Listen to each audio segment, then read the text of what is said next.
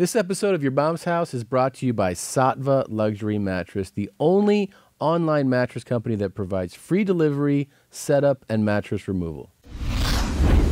Welcome to Your Mom's House with Tom Segura, and Christina Pajitsky. welcome to Your Mom's House.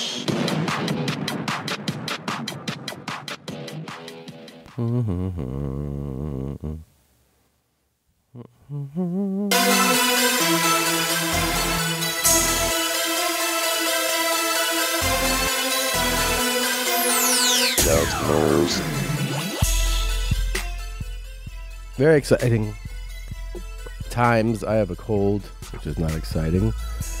But nevertheless, we're here doing another episode of Your Mom's Clam. And let's see. Gene, Yeah. I've got a couple things coming up. This weekend I'll be in Fresno and Bakersfield. Bakersfield has some single seats left, so you'd have to sit alone, but you could get in. There's probably 30 tickets left. Fresno has a few more. That's this weekend, Friday and Saturday. Then in a couple weeks, I go to Fort Myers, Florida, November 1st. Some tickets there. Jacksonville has some single seats left. That's on the 2nd. Orlando's all sold out. And there's a few tickets left in Augusta. That's that first weekend in November. Come Gusta. That's right. Single seats left on the Wednesday in Montclair. That's the 14th. Montclair. At the Wellmont Theater. Then I go to Philadelphia. And the only show with some tickets is the Late Show Friday. I'm doing 4 shows at the Merriam Theater in Philadelphia. And I will be Friday and Saturday there. The Late Show, the 16th of November, has tickets. Very excited to announce that I added some stuff for the new tour, the 2019 Take It Down tour. And here's what I got that was just added. We just added a 3rd show in San Diego on January 12th. We just added a 3rd show in Oklahoma City on January 22nd.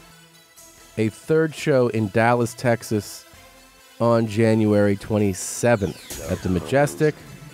A 2nd show in Pittsburgh on Valentine's Day. That's a 2nd show in Pittsburgh. And a 2nd show in Portland, Maine on March 26th.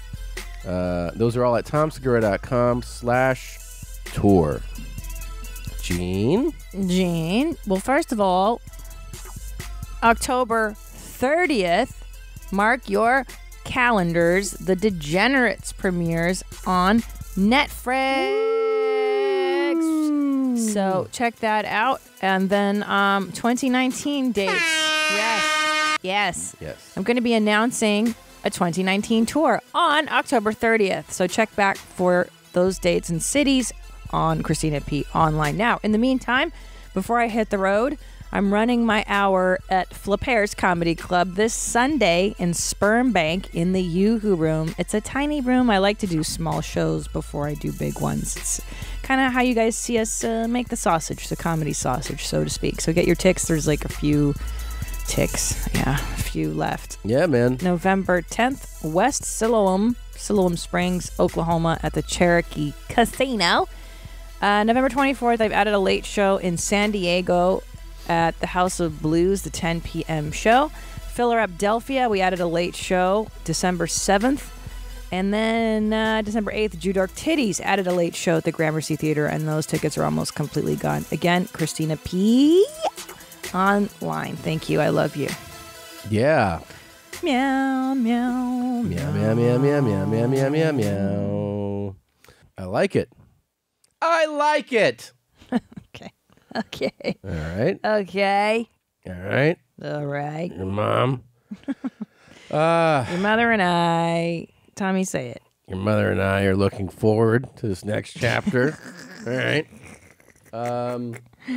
Your mother and Let's get into this, Gene. Your mother and I. Very exciting stuff. Okay. Big show. Okay. Big Ready? show. Yeah. Here we go. I'm ready. ready, mother. Here we go. Let's go, homie. Uh-oh. Yep. Oh, that guy looks totally normal, though. I piss rattlesnakes Yep. and drink wine. I spit rattlesnakes and piss dandelions. I sleep out under an oak tree when the moon is full. This shit is big time! Who is Randy? Don't bring anyone mother into this. Yep. Yo, mom in the fucking stand! Welcome to your mom's house. You wrote this in my book. It says, focus, Christina. You wrote this. You're writing. What's the last word? I can't read it. That's your writing. Kiss? Let me see. What did you write me? Did I write you something in there? Yeah, that's your writing, isn't it? Yeah, that is. We like to a little It says focus, Christina, focus. focus. Yeah. You know what I like? A little known. We'll let you in on a very intimate mommy secret. Is that Tom and I, since we first started seeing each other, we always have these comedy notebooks. You always see me scribbling. Yep. And we would go into the deep pages and write each other messed up messages or draw pictures of dicks and balls. Our favorite thing to do on airplanes, those magazines. Remember, we used to draw dicks like on every page of the Sky Mall catalog. Yeah, and then put it back. It's great. That's the best thing ever. You know that's a gift to somebody who's sitting there. Sky Mall magazine defacement is probably one of my favorite things we've done fantastic. together. I forgot we should do that again. Yeah, that was great. That's another thing you can do to spice things up. How you doing? How you feeling right now? Oh, tired. We had a crazy weekend. Both our kids are sick. Everybody's getting sick. You're getting sick. The baby had a fever yesterday, so I had to run him to the doctor. And you know what they always say when you bring your kid in? It's a virus. It'll be fine. Yeah. The worst part about Thankfully. me, honestly, getting sick is that it's during this goddamn challenge. Oh, right. And, your body just wants to rest. Yeah. And I'm falling behind. So the current standings right now. Right. It's sober Farttober. It's sober October, and the bane of my existence. And there's not that much time left. There's about a week left, yeah. And it had been pretty close for a while, and then Joe went nuts a few days ago. You knew he was going to. Yeah. You knew it was coming. He's pulled far and away ahead of us. Yeah. So really it's a competition now between Bert, Ari, and I, which we kind of always knew it would be. Yeah. It's been neck and neck, but like yesterday, I just couldn't do anything excessive. Yeah. My body was just like, you need shutting to rest. down. Yeah. But then you're like, fuck, you have to get something, even on a low. The whole thing is I've always gotten points every day. Yeah. Because if you let a day go by, it's just, you're in too deep of a hole.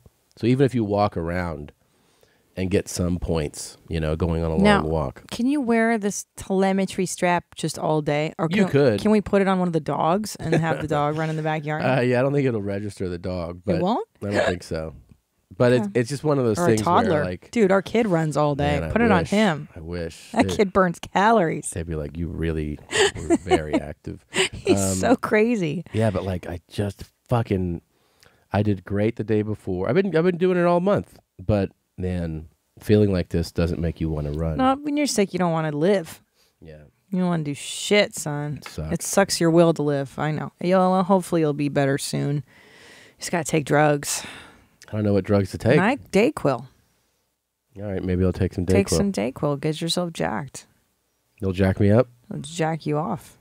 Okay. Speaking of that opening clip, doesn't that feel like your first 6 years in stand-up? Like every open mic. Oh, I thought you meant like, doesn't this feel like retro your mom's your house? stand-up? Oh. No, that's what it feels like to me. Like Our I got first such a episode. big smile when I saw this. I was like, this is what this show's all about. I did an interview with Larry King. That's right, yesterday. Yesterday, and it'll be out in a few weeks, the week the movie comes out.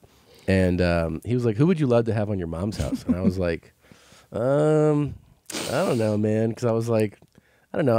I started talking about, I go, we like trash TV like Bravo. And he was like, what?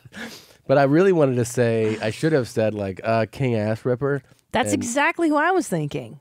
Yeah, I didn't. But Real talent, real celebrity. he did say, he was like, so what do you like on your show? I was like, we like to play like viral internet clips of like a guy who's like really high on meth and he just wants to invite strangers and have sex with them. And he was like, his face was just so perplexed. Well, I think that's the challenge of writing this CBS pilot that we're doing right now. So the other night I did a show at Flappers and I answered people's questions. They're like, how's the pilot? And I'm like, you know what? We're really trying to keep it real to what Your Mom's House is. I mean, within the confines of a network show. Yeah, like, but the spirit being the same. the same. Yeah. But we can't have a guy being like, I came in 4 strokes. Yeah. So much thick cock cum. Couldn't believe how big his dick was. Yeah. But I was going to say that guy, because I went to do a show at Bar Lubitsch, and I was watching like younger male comics, and the first 6 years, it's just masturbation. Like all they talk about is jerking their dicks, which is fine. I'm just saying, it's just, it reminded me of like, oh yeah, this is early comedy. Oh, this guy's got some other material. If you want to see some of his stuff, here, let's get into it again. I piss rattlesnakes. Yeah, this is Matt Kress. Remember this guy? Drink wild. I spit rattlesnakes. This is piss dandelion. Yeah, this is an open mic. I sleep out under an oak It is tree. kind of open. This is like the bowling alley, Canoga Bowl, Sunday night. I fuck under cover of darkness. Yeah. Black women only, 'cause the sun can't spy on them. They're like animals, like beasts, raccoons and foxes in the sheets. God, I love this shit. Wild and dangerous. You know, maybe I do like spoken word. Yeah. 'Cause this is pretty good stuff. If it were like this. Yeah, I'd watch this all day. Yeah, why are we so attracted? This too, this lights me up inside. I think this guy is a hero. Me too. I like poopy. You say poopy and my face lights up, and crazy people like I love. Gigi Allen, this fucking guy, Steve. Twice as smooth and pink times as sweet. I love to taste that pussy meat. Yeah, pussy meat. Drink the nectar I like it that. secretes. Oh, wow. Oh, pussy. He is rhyming quite a bit. It's good. It's not bad. Drink the pussy meat, or eat the pussy, and then drink the nectar that it secretes. I mean, this is off the top of the dome. Pretty good. Pretty good. Somebody needs to lay a beat under this. All right. Oh, I'm That's sure a they call. will. I'm sure they will. I like how it tastes like dandelion wine. Is that right? Like sassafras water to orange my spine. The color of a mud puddle with shoots at the waterline. Hey. And I like to lick the petals of iron roses in a glass of brine. I mean, this stream of consciousness is pretty impressive. It's actually really good. It sounds like he wants to get mudded.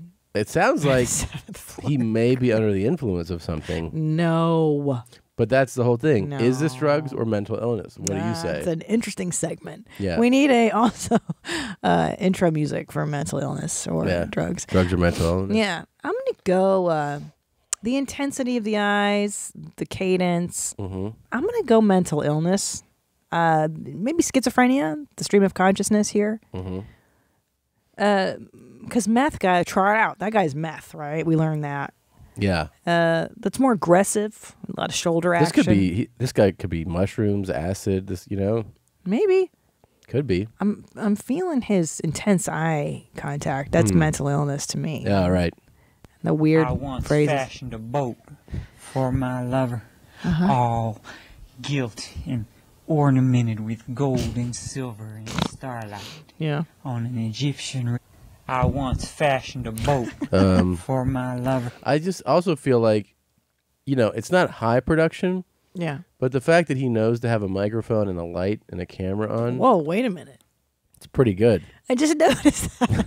I mean, this is not your typical Your Mom's House submission. Whoa, wait a minute. It's kind of framed semi-correctly. I like the lighting. The lighting is, it's deliberate. It's not right, but it's a choice. And but the biggest credit we have to give him is audio. It's clear good. audio. Wow, you're right. And I like his Iggy Pop thing. He's kind of shirtless with the long, weird hair. You're right. This is kind of a revelation. Guys, see, now I'm going on for drugs because mental illness wouldn't have the wherewithal. Right. Could be drugs. Yeah, drugs. You have the focus. Let us know, sir. Which is it? Where is she who wants to leave forever with me under the leaves twinkling in dark forestry and in under the waves of blind on blind and gripping tightly in the hand each a dusty rough chunk of time. I tell you, Asheville, North Carolina, they got a lot of talented people. So yeah, that guy's pretty. Is that guy from North Carolina? I have no idea, but that's what I saw. Could he open for you? Yeah, He could open for me. What if you brought this guy? That's my new contest. How insane can I make my openers be? That would be so fun. This guy's your opener. Your If audience, the audience is was like, come behind on, it. Segura. So if they knew what was going on, it would be really fun. You know, if they knew we're like, it's going to be crazy at my shows. I'm going to bring out an absolutely I love insane this. person. We could do like a gong show of I crazy know. people in the audience. But if you vote. just surprise them with it, there'd be a lot of disappointment, you know? Yeah, they got to be in on it. They got to be in on it. Well, because this truly, for more than 30 seconds, you can't really sit through this. It's pretty painful. Yeah. This is like open mic. This is Mhm. what you sit through for 6 years. Yeah. If that bitch only knew. She was getting mudded. Oh, damn crew. Hey. Hey. I'm just making sure our guest is on time there. She's going to be a little bit late, she She says. is? Okay. If that bitch only knew. She was getting mudded. Damn crew. Hey. Stupid. We've been saying fuck the points lately. We've Have been we? eating well. Yeah, last night. Little grilled cheese. We had In-N-Out yesterday. You got to That do was- it, though. Yeah, but sick day, you just want to eat and you don't feel full ever on sick days. No. When you have a cold, I know. It's so weird. it's like a bottomless pit. I don't understand. I guess because your body's burning so much just to fight the illness. Is that what it is? I don't know. It's my theory. I was thinking about how disloyal you are, and somebody sent in this clip. This is from a show in Australia where they test a guy's wife to see if she's FGTRTD.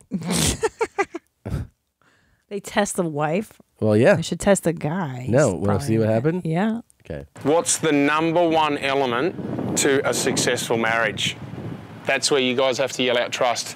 What is it? Trust. See? They're my two detectives over there. They're going to be working for me today. I'm about to make a call to my wife. That's going to scare the bejesus out of her. And let's see if she's going to trust her husband when the detectives knock on the door. Let's see how she goes. So this dude, who I love obviously the has a foreign show, rings. has set up his wife. So here's what he's doing. Okay. He calls her in a panic and basically tells his wife that detectives are about to arrive at the house about a date, a certain date, and he's like, lie to them and say I was home that day, and that's it. And then he's like, I got, and then they knock on the door. It's actors, and then there's like hidden cameras, but he really fucking throws her into a panic. Honey, babe, listen to me. You are about to get a knock on the door by a policeman. Now, babe, listen. You need to do me a favour and say to him that night that I was down in Adelaide for Laneway Festival, Friday, Feb 2nd, babe, you need to tell him that I was with you, okay? But why? I wasn't in Adelaide. Oh, my God. I was with you and the family here in Sydney. They're about You're scaring me. You're scaring me. No. Just do it. Just do it, babe. Go. Torturing her. What a So dick. fantastic. What a dick. Officers Day and King. Just looking for your husband. He's not here. At home at the moment? No. Okay. Do you know when he might be home? No. No? Okay. Oh, she looks so nervous. Oh, she is. We're looking into talking to him about the incident that happened in Adelaide. Well, you need to speak to him, I'm sorry. Okay. What am I? When will he be back, do you know? I think he's just taking the dog for a walk. The incident occurred on February 2nd. Was he in Sydney or in Adelaide? I can't remember. She says, I can't remember. So they asked her specifically that day. I I don't know whether he was home in Sydney or in Adelaide on that day. No, I can't remember. So, What time is he going to be back? well, he'll be back at about 8 o'clock tonight. 8 p.m? Yeah. And you can't remember any details from that night, Friday, February the 2nd? No, I can't recall anything. Yeah. So. I mean, she's not telling them what he said to tell him. Right. So, but you know what she's doing? She's kind of hedging her bets. Yeah. She's like, I don't know what he did. I'm not going to totally cover for him. I'm just going to plead the fifth kind of. This is thing. terrible. Like I'm going to be. She's going to. How would you remember? Okay, if someone goes, Tom, where was Christina February 5th? No, Do you have any fucking Of course recollection? not. So that's But a good if you had answer. just called me and said, I know. when they say that, then I would have been like, oh, what date? February 2nd. Oh yeah, no, she was here for sure. Yeah, we went out to dinner at the I forget what's that Argentine place. I would make that up because you just called me. Well, let me tell you what she's doing wrong here. First of all, when you're lying to the authorities, you have to act surprised when they get to the door. She's not a very good actor. Yeah, no, I know. You need to be like... You know why? She's really truthful. Yeah, she's a good person. Yeah, that's why. That's why. She's not a piece of shit like us. Right. She needs to go, oh my goodness, law, you guys are here, the law enforcement here. And then, I don't know, let me check in my calendar. February, what date? 2nd. Oh, let me see. Yeah, no, we had a babysitter that night. We went out to steak dinner. There it was you go. a date night. Mm-hmm. You ready? Yeah. We'll come back and see you, man. That's the best process moving forward. No problem. Thank you. Man, she's... Is he pissed? This is not funny. She's really upset. She's really upset. It was a trust exercise. I couldn't lie for you with cops. I'm sorry. What did you do this? It was trust exercise to see if you... Because I didn't lie for you. There you go. I'm the better one here. Honey, you failed. You're supposed to trust me. Come and meet the detectives. Good person. Yeah. She's just like you. She's a liar. Yeah. I mean, she's a disloyal FGT. She's not an FGT RTD. Babe. Yeah. I don't know if FGT RTD can be She's not a girl that rides till death. appropriate here. Yeah. Okay. That's for girls that ride till death. And we have it in the store, by the way. And I really hope that the only people wearing them are for real loyal chicks. Look, I'm extremely loyal. Okay, here's the deal. If you gave me that call and I didn't know what you'd done at that point, I would lie for you to the police. Thank you. So let's just say I'm ride or die on ignorance, and I can plead ignorance later and be like, oh, my calendar was wrong. I thought you meant, February 6th? Oh, I'm sorry. I fucked up. I had it in here differently. I thought you meant June. Yeah. Then I take it back once I found out that you killed the Starbucks barista. Yeah. By the way, I had a fan of the show ask me if you've seen Forensic Files. Yeah, of course. And they're like, yeah, but they always get caught on that show. So well, the show only profiles the solved losers cases. Yeah. The losers who get caught is what you're saying. Yeah, it's all those fucking dummies. FGT RTDs who get that caught. murdered somebody with curly hair like they're not supposed to, like Felipe told us to. So how do you think you can get away with it? How do you get away with it? I'm not going to give away all my secrets on this show. You have to burn the body with acid, right? It's a good way to do it. I mean, I heard. I don't know. Here's an email. If that bitch. Okay, go ahead. Hey, mommies, I'm a new listener. I enjoy the show. Really, recently in a meeting at work, one of the dads on my team mentioned courtesy flushing. Oh. He believes we don't do this enough. Now, the courtesy flush isn't something new to me, but I almost never do it. Since that meeting, I've been thinking about them nonstop. Do you do them? Do they work? I would imagine they only work in a shit iceberg situation where the log or sludge pile sticks out of the water. If the shit is underwater, how could it continue to give off that stench? Personally, I believe the need to courtesy flush is rather rare. Thoughts?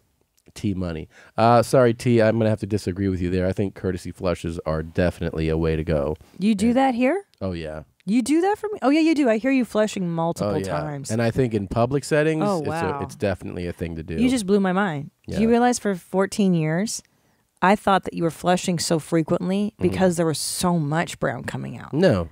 Oh, it's courtesy. You're courtesy. Yeah. That's, babe, you realize, you know that joke You're you have? just discovering that now? Where you're like, will you come out and I go, do we need to go to the hospital? Yeah. That was because I'm like, why is he fucking flushing so much? There must be so much caca that comes out. Well, there is a lot of caca, but my thing is that especially, the first release is usually the biggest release, right? Mm-hmm. When that Not comes in my out, case. My second. but when that comes out, you have fresh caca that just came out of you. Yeah. I hit flush immediately. Huh. It sucks all the caca down. Yeah. So the smell is going to be less than it would be if it just sat there. Yeah. It's like soup. Like when you're cooking soup and the smell goes through the house. If it sits in the toilet longer, it's going to smell longer, for sure. No question about it. Yours smells sour. Your poopies always smell sour. No, sometimes they smell sweet, but that's diabetes. Have you ever smelled Do you mine? courtesy flush? Never? No. Do you smell my browns? No. That's a lie. No, I don't. You've never smelled my brown. I haven't. We've shared a bathroom before. I mean, maybe some little after remnant, but nothing strong.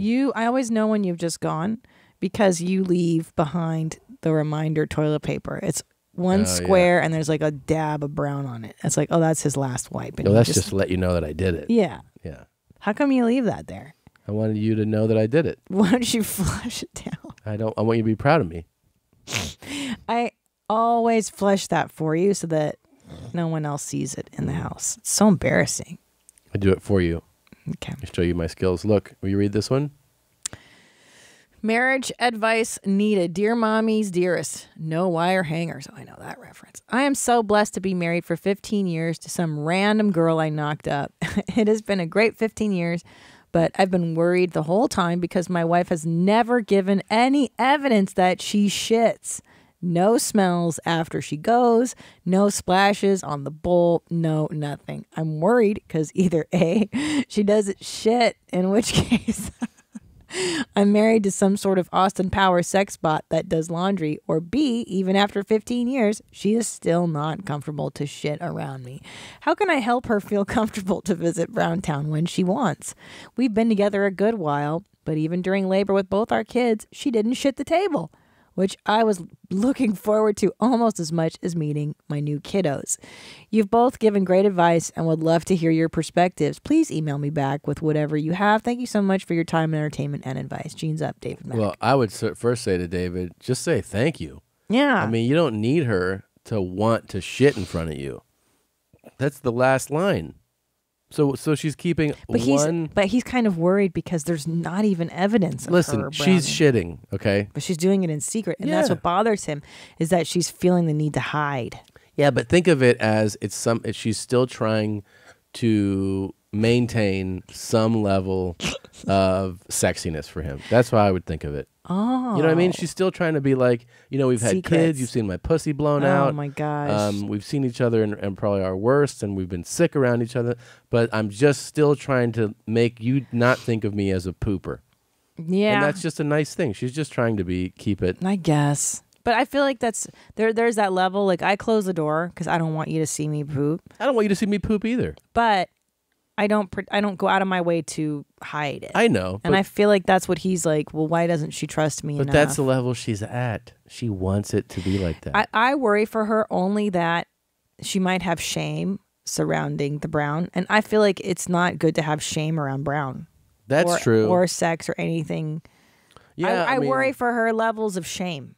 I mean, the only thing I could say if you're really concerned about that is you could tell her, be like, hey, I take big dumps.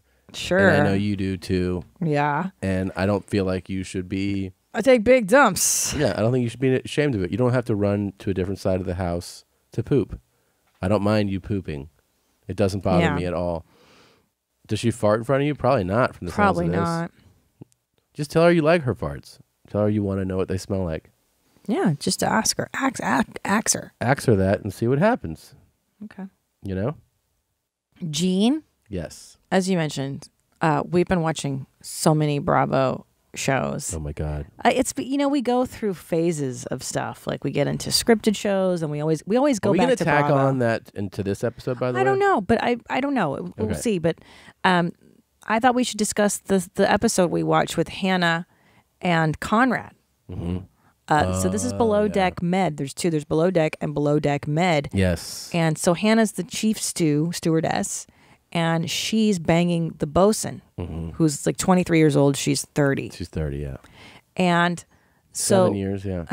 But not only just 7 years. It's like those are the quantum leap years. Like your early 20s are so different from your 30s. That's true. You're just establishing yourself. You're still not really an adult. Yeah. I don't know. We've been kind of going back and forth on this. So Conrad and this chick are banging, dating for a couple weeks. Yeah, on a boat. They're living in this kind of isolated world, right? Because you're floating around, just working together with the personalities that you work with and guests. So it's kind of like study abroad. You're like, I think the love happens fast in these. Yeah, and it's in this isolated world, basically. So everything's kind of heightened and stuff. Yeah. So I guess he bought her a carton of cigarettes when they were in port. And at the end of a night of drinking or whatever. No, they were about to go out. Oh, they're about to go out. Right. Getting well, ready, right? I don't know when when he bought it, but then they're getting ready to go out on a night out on, on right. the free night, right. So she's getting ready, and it's kind of quick. And he's like, they have their cabins next to the crew does all downstairs on the boat. And he leans over and he's like, oh, hey, don't forget you owe me $50 for... €50. Yeah, you owe me €50 for that, right? Yeah. And he says it real casually. Yes. He's not like, hey. He's not a oh, dick. just like, heads up, you owe me that $50. Yeah. And she immediately is like, okay, hold on, let me get that for you. He's like, no, I'm not like right now. I'm just saying like, I just remembered that. Yeah. So I'm telling you. She's like, no. And you can tell that she's kind of rolls her eyes. She's not into it. Yeah. And she goes into her wallet. She gets the 50. She goes, here you go. And he's like, I didn't mean like right now. And then you kind of think that, I don't know, how serious is this exchange right now? But then they get into a van and they drive off. And you can tell it's really eating at her. So she starts to be like, oh, you got your 50 back, right? Like you all settled now? And he's like, I wasn't making a big deal about it. Yeah. Then she starts to do kind of juvenile stuff because she starts to bring up like gifts that she's been given before. And then she's like, I had a BMW when I was 16. My grandma gave it to me or whatever. And I miss it. It's my favorite car. Where's Hannah from? She's South African. Is she? I can't remember. They all sound... She's Australian. Cool. She's Australian. They'll have better accents than ours. Yeah. And then the Americans go on the boat and they're like, we don't want no vegetables, no fruit. You got to have a lot of ranch dressing. Otherwise, I don't want to eat it. I want chicken strips, ranch. So anyways, so she gets really bent out of shape about this $50. Yo, and then it really escalates. Yeah. Then she pulls him aside and she goes, I don't know if I'm like the right girl for you. And he takes that as you have to be someone that would spend money.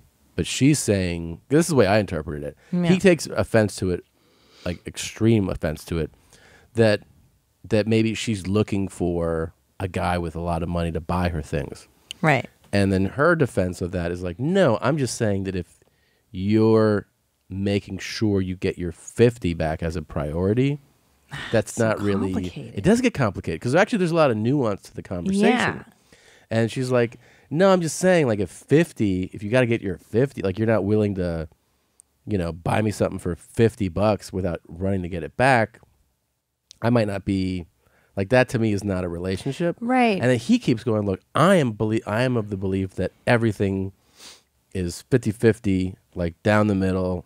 And of course, this is where this is also where the age comes into it, because then he's saying, or the reality is that he's 23. He doesn't have a lot of money. Right. So you almost kind of go like, well, they each should have been a little more understanding of the other one. She should have been more cognizant of the fact that when you're 23 years old, $50 can make or break you. Yeah. And so like when a guy buys you something that expensive and you're in a position that you're a little older and maybe you've been have earning more money scratch. For longer, yeah, like you should kind of volunteer to pay him back. And they've only been dating for 2 weeks.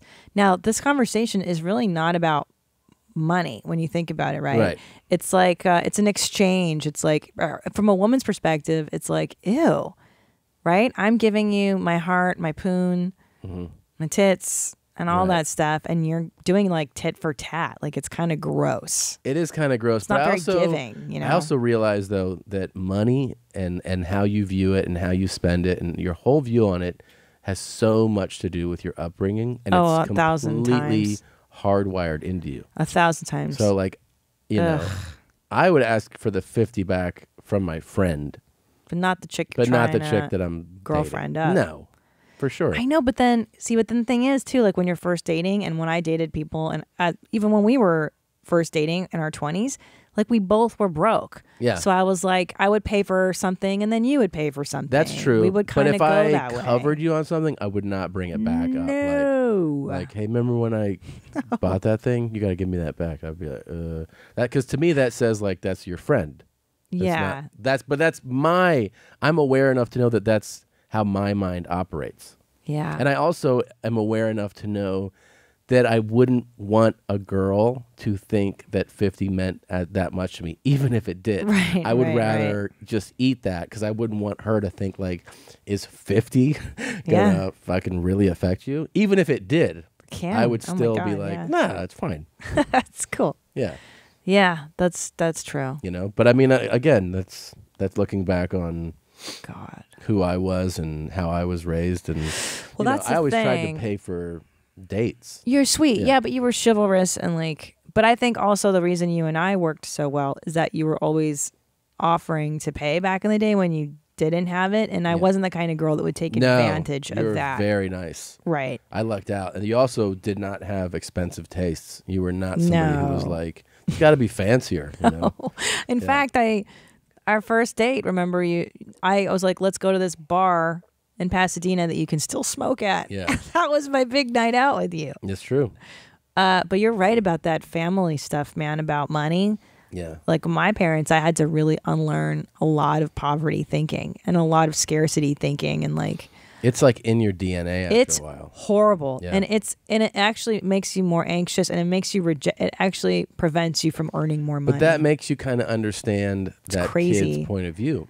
Yeah. Because he talks about it. He comes from a family where the dad had, what was it? He's found out that like he didn't see his dad for a long time, and then when his dad did visit, it was like his dad visited him to verify something so that he had to make sure he didn't have to pay any more child support, and then he left. So like Cool. he views That's his relationship with money. With money, yeah. Negative. It's very negative. Yeah. And he views anybody who wants even like you to give him $1 as somebody who's trying to take something from him. Interesting. You know? Somebody with ulterior motives, you know. Interesting. So in a child's mind, he could have been like, "Oh, the reason my dad isn't around is because of money." Yeah, yeah. Or I don't know what. And even like people listening right now all have different relationships with money. Oh my you know? gosh, And yeah. Some people, I mean, it's natural. Some people would naturally side with Conrad, the boy, and some would be like, "What? Just fucking." Because she's not that. They make her out to be materialistic, Hannah, on this episode. Like, oh, she's materialistic. She's just this bitch who wears Yves Saint Laurent. It's like, well, no, she actually worked really hard to buy those things that she enjoys wearing, and that's totally her own entitled to money, it, and of who course. gives a shit. But I want to throw out there because I struggled with money for many years.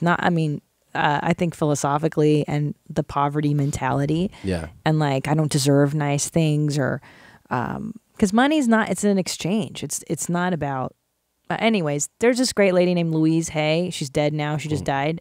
Louise L. Hay. And there's a talk about money. You can download it on iTunes. I recommend listening to that. That really changed my perspective on money and deserving more in life in general. Right? Yeah, yeah. You get stuck in that fucking poor mentality, dude. That's a fucker. Did you know, by the way, that Rosie O'Donnell played a special person in a movie? No. Yes. Stop it. I swear to you. How did I 13 miss this? It was just sent to us. Are you fucking joking? Rachel is beautiful and successful. Lovely. Beth has a style all of her own. Excellent. They have nothing in common. I didn't even know you had a sister. She's retarded. Now they're going to be more than family. They're going to be friends. That's you and me now, Rachel. A film by Angelica Houston. I like you just the way you are. And who's that famous actress she's with too? Andy McDowell. Andy McDowell. Rosie O'Donnell. You're weird. Andy McDowell. So are you. Riding the Bus with My Sister. Tuesday at 1. Oh my God. On Hallmark. Can we watch this whole film and do like a streaming? She really went for it, Rosie. Can we watch this full movie and do an episode where we watch it? You want to? We got to get a hold of Riding the Bus with My Sister. Only on BBC 4. She's retarded. Dude, can I watch that again? You want to see that again? Yeah, I feel like I didn't really. Rachel is beautiful and successful. Oh my Lovely. God. Beth has a style all of her own. That's a nice way of putting They it. have nothing in common. I didn't even know you had a sister. She's retarded. Now they're going to be more than family. They're going to be Wait. friends. That's you and me now, Rachel. A film by Angelica Houston. This is unreal.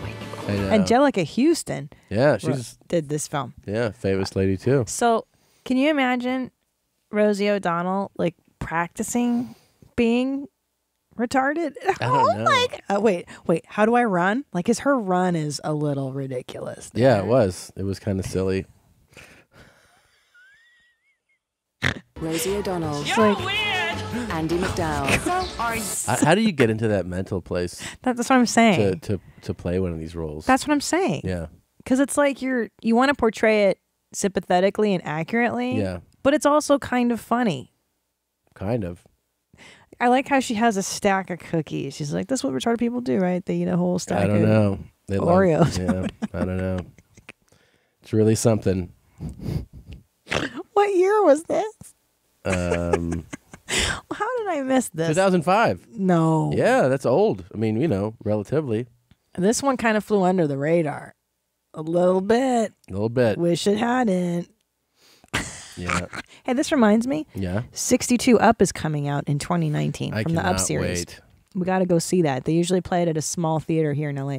If you're in the UK, you probably know about the 7 Up series that started in the 60s, where they follow a group of English kids from the time they're 7 years old, and every 7 years they revisit them to see the premise of Erasmus. You give me the child from the age of 7, I'll show you the man. That's what the philosopher said. It's so fascinating. To see if you can transcend your socioeconomic Guys, if you really want to binge on something, levels. Yeah, it's great. Binge on something cool. Watch the 7 Up series. Yeah, it's called the number 7 UP series. 7 Up. Meaning every 7 years. They have revisited these same kids every 7 years, and it is the fascinating thing is because the premise of the whole series, they go, show me right. I just said I know, but show me a kid at 7, and I'll show you the man. Right. Yeah. So when you see give me the kid until he's 7, right. and I'll show you the man. How you raise them. And how many of these kids that you see on that first one, and it's black and white, it's whatever, 60 years ago, and you see the kid who's like, I'm going to go to Cambridge. I'm reading maths at Cambridge. And that kid grows up and he goes to Cambridge. Yeah. And he becomes a lawyer. And then you see the kid who's on the monkey bars while his teeth is hanging off. And then he's running around pulling his pants up because they keep falling down and he hasn't bought a belt. He's like, they show you the full run of it. It's fascinating. It's really fascinating. Especially in the UK, what's interesting is this idea that you can kind of transcend your socioeconomic status. I think back, the idea like if you're born in a certain class, are you going to be able to get out of it? Yeah. And the rich get richer. Yep. It's pretty exciting. So is it 62 of no? Is it 69? No, it's 62, right? Is it? The next I don't know. one? I don't know. fucking forget. You want to read that? Here we go. Stop love shaming Julia to Tad and Crispy. I seek your attention based on the recent broadcasting of a video made by a man. Oh, why does that go away? I don't know. That the two of you and Flipper Sparta openly love shamed. I don't know what that means. Julia, Flipper Sparta was our guest, Felipe Esparza. Julia sharing this video is essentially revenge porn. In today's climate, simply greeting a woman politely is grounds for an indecency accusation and a guilty verdict in the court of public opinion. Granted, the gentleman who sent the video would be able to text his Julia-aged daughter with the same efficiency. If I cut off 9 of his fingers, I vehemently reiterate that he is stepping into the unknown in order to utilize his iPhone technology in the name of love. I formally request you cease love shaming a man who took a huge leap in the name of his world, Julia. She deserves to feel like a real woman. She's gorgeous. She's precious. Let's go full throttle. Forever not too dumb to come, Patrick. Yep. Wow. Listen, and don't fucking blame this Me Too stuff on. Say good morning, Julia. Don't blame the Me Too movement on not being able to hit all women. You guys know the fucking difference. Come on. Just want to say good morning. Good morning, Julia. He's something, that guy. Could you imagine waking up next to that every day? Oh, good morning, Tom. Oh, I know. Let's go full throttle. Let's go full throttle. I love you so much. Oh my God. The level of no devotion. one would ever love you the way that I do. It's Julia. so fucking weird. Full throttle. Let's go full throttle. Let's go full throttle. Full throttle. Yep. God, that guy is really scary. It's so beyond scary. Yeah. He's a really terrifying man. Yeah. I mean, before social media, you would just get creepy letters from guys. I once had a guy in high school leave notes on my windshields. After you experienced me, you won't even know who your ex-boyfriend is. Yeah, a guy who would follow me to Taco Bell with my friend after school. How'd that feel? Terrible. I hate him. What age? This is high school, like senior year. He would just follow you? He didn't go to. I went to an all girls high school, and this guy would somehow like break into campus, put a note on my car, follow Shauna and me to Taco Bell, and like show up at my house, like really, really cray. That's really crazy. Good morning, Julia. Good morning. Oh man, I will love you like you've never been loved before. That's what's insane to say to somebody the day after you met them. Yeah, that's the part where you go like, no, because there could be parts of this that are charming, could be. Yeah, and then you go somewhere there, you're like, no. Full throttle. Yeah, he's a little obsessed. But it's been sitting in my mind when you said to me you want to go back with your ex-boyfriend. Oh boy. He's too old for this type of behavior too. Of course he is. Yeah. Of course. He's old. He's like, what, 30 something? At least. Maybe in his 40s. Let's go full She's throttle. 19. Let's go full throttle. Let's go full throttle. Speaking of cool guys, my man G has a new social media post up. I saw it. I saw it the other day, and I immediately vomited into my mouth. There couldn't be anyone weirder. He's the uncoolest poster on social media. He is the weirdest guy. Weird. He has no cool. How does he have like no cool? To be that big of a star. Yeah, he's zero cool. I don't know if people understand too. I think people are like, "Oh yeah, he's popular amongst, country music." Do you know Did you know that the #1 act in the world, above Beyonce, Bruno Mars, all of them, everyone? Are you fucking right serious? There. Yep. And what he's about to do, what he's about to embark on, what he's announcing here, will be the biggest tour of all time. Who Let reps my him? man Do tell our you. agents rep this guy too? Yes. Really? Mm-hmm. Go for it. Let my man tell you. Yeah, I love it. All about it. Here he goes. Let him be Julia. weird. in Who's a weirder, way. Julia or this guy? Right? This guy. The full throttle guy. This or guy's the Garth? weirdest guy of all time. Yeah. Hey everybody, Garth here, Nashville, Tennessee, right here in the place where we got inducted to the Hall of Fame. Great room right here in the Country Music Hall of Fame. Oh my God. Announced the world tour today, the stadium tour. This is going to be fun. I wanted to call it the Big Ass Stadium Tour. It's just a stadium tour. Above is all the information on it. But what we talked about today is we're going to introduce 5 cities before Christmas to go on sale, because on Inside Studio G, you guys ask for a longer planning date so you can plan to be at as many of these as you can. Here it comes. The first 2 cities. St. Louis is where we're kicking it off of. Man, you talk about a love fest last time we were there. Phoenix, specifically Glendale, Arizona, where the Cardinals play. There at State Farm Stadium as well. So those are the first 2. The other 3 will be announced here shortly. And again, they'll all be on sale before Christmas. Wait. And remember, this is all about game day. Every show is going to be game day or Garth day, however you want to look at it. Come dressed in your full colors, support your team. Let's go have some fun. And let's get physical playing music. I like that thought.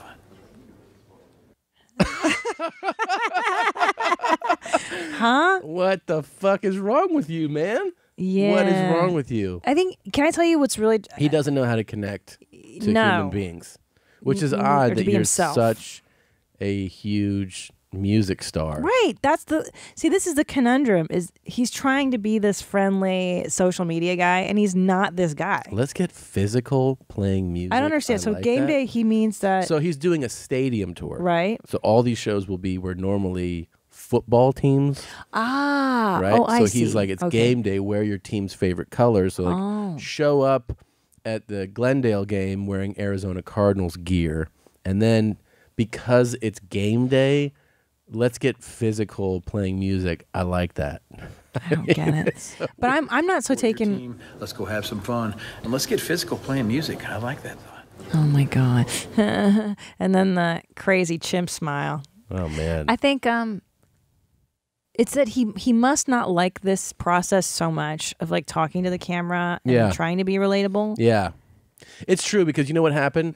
He probably, or definitely, got in late on social media, because we remember when he was introduced to it, the weirdest video. He's like, "Hey guys, I'm on MySpace now." Well, I guess it's official. We're now on Facebook. I really wasn't sure about this at the start. But then a friend of mine said something that just made all kinds of sense. She said, think of it more as a conversation.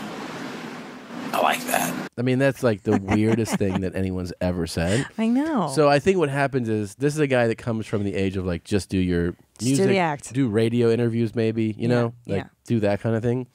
So all this stuff is so foreign to him that he's never adapted like how to be natural doing it. Well, and also, and I'll tell you, and also he might be a monster in real life. I think he's a monster. No, I do. And I do. So this is him like pretending to be Can I tell you why I think he's a monster? Okay, when somebody really smiles, you see his smile. Yeah.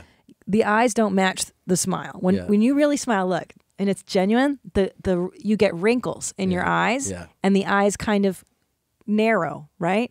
So his eyes are just normal, wide open, and then like this. Yeah, that's a sociopath smile. Like a chimp smile.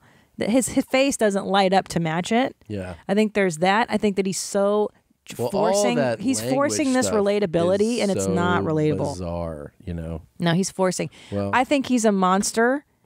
I think he is.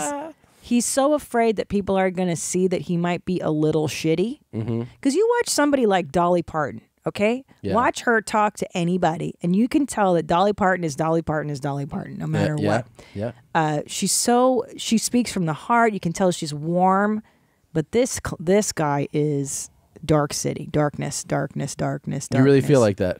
Darkness, yeah. But he doesn't embrace the darkness. He keeps pushing it and pushing it away. Yeah. And that's what that looks like when you're like, I'm nice. I promise I'm nice. They love me. Everybody likes me, Daddy. Hey, okay, well, how did I do here? How did I do? Hey, Tom here inside your mom's house studio where we film every episode. It's pretty cool, man. I just want to announce the Take It Down tour. I wanted to call it the Take It Down Your Throat Out Your Asshole tour, but it's just Take It Down. And I wanted to announce some dates because you guys asked me. You said, can you let us know way ahead of time so we can be able to go to as many of these as we want to? Yeah, so here's the first two, man. We're going to do the Masonic in San Francisco, January 4th. Oh, we had such a love fest there last time. And then we just added Oklahoma City on Tuesday, actually. See comedy on Tuesday. We're going to do Tuesday, Oklahoma City at the Tower Theater. That's going to be January 22nd, and we're going to have so much fun. Yeah. Hey, wear your favorite things, and this whole thing's going to be like sports fun. It's like, hey, comedy while we're getting physical. I like that. Even there, you're super relatable and you're connecting. And normal, right? You're like, this is a normal guy. You did a great job. Thanks. I was laughing as I was filming you. Okay, here's another really presumptuous thing he says during the stadium tour plug. It's like, you guys wanted to know all the dates. Oh, yeah. So you can plan your lives around my fucking concert. Not only that, plan to go as many of these as you can. Because I know you want to come to like 10 of these. Who's doing that?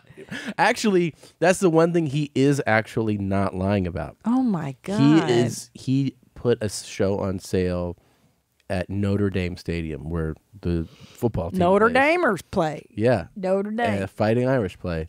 And it was like, like a minute, 2 minutes. So he's like the Grateful Dead because the people just follow. And then here's the thing. I was talking to a friend about God. this. I was like, the fascinating thing is like, you tell me that Beyonce or Bruno Mars or somebody like that is a huge act, or the Stones. I'm like, yeah, of course. And I hear people talk about them all the time. He's the only guy who I've never heard. Yes. I never hear anybody talk about.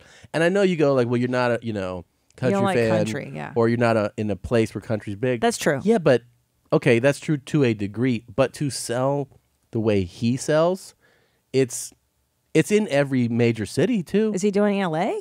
I'm sure he will.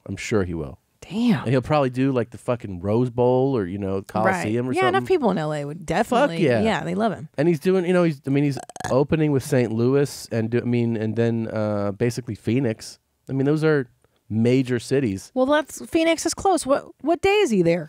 Oh shit! Here, let's fucking look. Let's find babysitters and go down and fly there. Let's see. We got to plan our 2019 around Garth shows, Tom. I want to go to as many as fucking possible. Let's look at the tour dates. Come on, let's route our touring with his. Y'all made history at Notre Dame. It says right here. Okay. Y'all made history there. Yeah. See, he gives you the credit. You did it. Oh. Thank you for letting me be a part of it. I am on top Love of the world. Love G. G.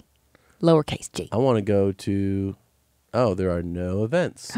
That's Really? good that his social media correlates to his website. Yeah, man. You should probably be on top of this. I want to go to Studio G. Oh, here we go. My God. Did we just hit the jackpot? Is that Trisha? Fat Trisha? Oh my God, look how fat she is now. Stop it. No, she's super fat. Hey, leave her alone. Come on. Whoa, dude. No, she was bigger back then. it. Now she's super fat. Here's Garth on Notre Dame Field here. Come on, let's go see Fat Trisha. Come on. Stop Please, I'm saying dying that. to see how big she got. Stop it. Hey, we all get fat. Crank it on up if you don't mind. Is that his remote? JJ. This is a 21-minute. Is that him right there? I guess. Are you going to have to speak over this? That'd be great. That'd be great. Hey, welcome. I'm just a nice guy. Inside Studio G. Backstage and rehearsals. Listen to that. Love it. Hey. This isn't Studio G. This is a stage. This is cool. This is cool. I should do Studio T tours like this for like my sound Hey, checks. welcome also Sirius XM, channel 55, He the is Garth terrible channel, at this. Facebook. Hello, everybody, and welcome. There's everyone. double dad wave. Yeah. You can hear the opening number in the back. I'm going to get Dan to kind of take it down a bit. Hey, Dan. Hey, Dan. Bring that shit Hey, down Dan. or I'll fucking fire you in Yeah, 2 seconds. he's trying to be nice to Dan, but he Dan, wants to kill turn him. the fucking thing down. Yes, exactly. Down. I said turn the fuck down, Dan. You like your job, you asshole? I haven't been able to hear anything since we started touring. It's so funny, huh? Yeah. What was so Hey, man, funny, welcome. Garth? This is a big day inside Okay. and out all day long. The guy's so full I of think fucking probably the shit, first thing man. we should address- I don't believe This him. guy's such That's a the thing. fucking I just don't liar. believe him. I really don't believe him. I don't believe him either. He's not this affable. You know what? Dolly Parton. That bitch is nice. Do you know she lets people like sleep on her lawn and shit? Yeah. Dollywood. She Pretty really, crazy. she's nice. Dolly Parton is nice for real. Not Oh, it's this going to guy. air. The Notre Dame show is going to air on CBS on December 2nd. Okay. Okay, CBS. This is what this guy says. This show was different. Garth is one of the very few artists on the planet worthy of staging the first ever concert at the venerable venue. And he played through horrible, what's it called? Weather conditions. Okay, he's this great performer. Let's see. Oh, it talks about relatability of Garth to the heartland. Oh, God, sorry. Our guest is here. Oh, really? Okay. Why don't we take a quick break? Yes. Okay. All right, and we're back. The break you never know about just happened. Mystery. And we are joined by somebody who we've been trying to get on this show for a while, and she's finally here. Please hold your applause for David Letterman. Whoa. Thank you for coming. Hello. Hi, it's Annie. It's me, David. It's Annie Annie, Lederman. and I'm so bummed because she usually wears her Adidas 3-stripe. I know. I was really excited to see you in and that's it. why I wore it. I've worn it the same night as her, too. though. I posted a thing and tagged that I was you. Yeah, I it's so pretended great. I was you. Great. Well, because you look like you could be my tribe. You have an Eastern Blocker Yeah. vibe to you. Well, I feel like I started, posting my pictures on thing, and people were like, "What about Chris?" Like they were trying to start a beef between us. Nah, no such thing. I love and respect you too much. There's no way. You're like one of the girls at the Comedy Store I always like because you come with jokes. You know what I'm saying? Like I always respect a female comic or any comic that comes and tries. Like take a swing, dude. Don't just It's pussy so out. wild. Yeah. It's a wild thing to not do comedy while you're on stage. Right. What are you doing? It's just so like, why would you put the audience through this? Yeah. What are you doing? And all the like, it's so lectury and shit now too. It's like, what you're gonna not only not do jokes, which is what they paid for, but then also like condemn their lifestyles. Right. Like, what are you doing? Because you can make fun of, like, it's fun to make fun of people you don't agree with, because that's the best. It's like when you write a joke that's good enough that you're both laughing at them. Yeah. That's like the ultimate. I don't know why people. Yeah. Well, we're in this place now, too, where it's actually the reason that there is people lecturing all that is because comedy is so popular. So it's actually Right. great that we're in a business that is so popular. Yeah. It's so big that people who suck at it can still do it. Yeah. And people accept that like they're one of the people doing it too. Yeah. We're in like the boom. Remember the 90s? Yeah, it was it's the a total same boom. way. It's fantastic. And if you're If actually it's- good, if it's not in a great. boom, only the really good people get to do it. Yes. It does feel good. I'm like, keep complaining, ladies. Keep complaining.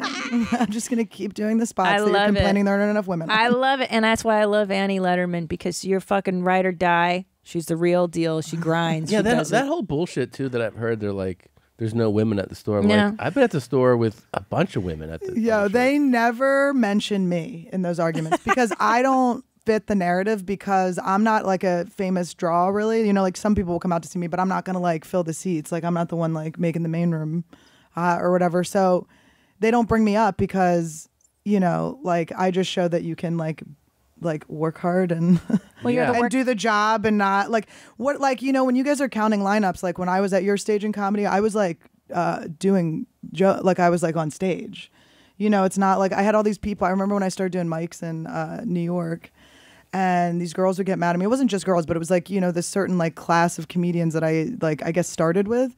They would get so mad. Like I had one girl who like blocked me on all these social media things.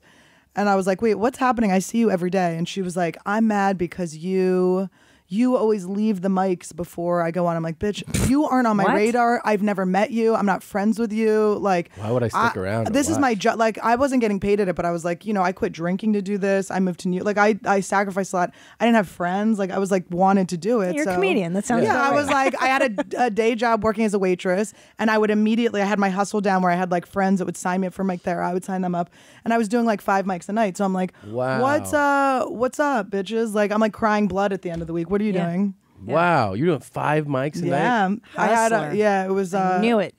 Mike Lawrence. When I first started doing open mics, I've been doing comedy almost 10 now.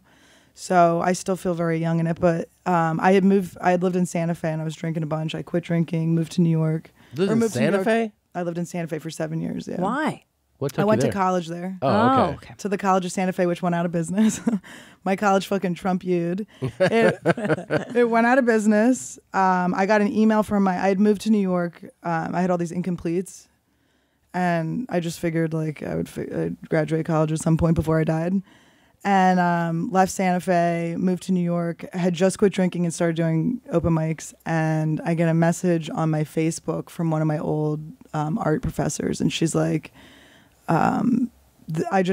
the school's going out of business and we got a record of all the people that have incompletes. You have 4 incompletes, but you have 2 weeks to finish them if you want to graduate. What? Whoa. Yeah. And this was a bitch that would like, I would skip her class and she would call me and I'm like, get away from me, bitch. Like, what are you, my mom? Click. I'm like, I'm in college now. I don't have to go to class. I'm like, no clue. So what did you end up doing? I ended up getting an Adderall prescription and charging on my credit card a bunch of flights and shit. I had to fly to Santa Fe twice in 2 weeks because I had a statistics class that so hard. And it was like statistics, man. But it's like memorizing all these numbers and shit. And it had been years since I had gotten my incomplete where I just like didn't do a midterm or something, like something where I used to tell my teachers, I'm like, I thought it was called my terms. I do them when I want. Like I just was like, it was such a small school and I just used my gift of gab to get through things. But the guy that was my statistics teacher the school was founded by the Christian Brothers. Mm-hmm. So he was like this Christian brother Brother Brian, who was like this. He looked like the celery on VeggieTales. Like he just had like the craziest like shaped head and shit. But he would wear like this cloak with like the rabbit teeth things, and they were just so weird. And it was like they looked like ghosts from another time. But he was very strict and like wouldn't just give me like my other teachers were like, just write something and we'll just give you a grade. He made me first of all he gave me a D. I flew with her twice, but I had to relearn statistics. That's my God. horrible. That's probably my least. I paid a girl in beer to do my statistics labs in college. That's how much I couldn't do it. I was so stupid with math and it's like you can't. Well, you have to pay attention so much and you have to completely get the concept of it to.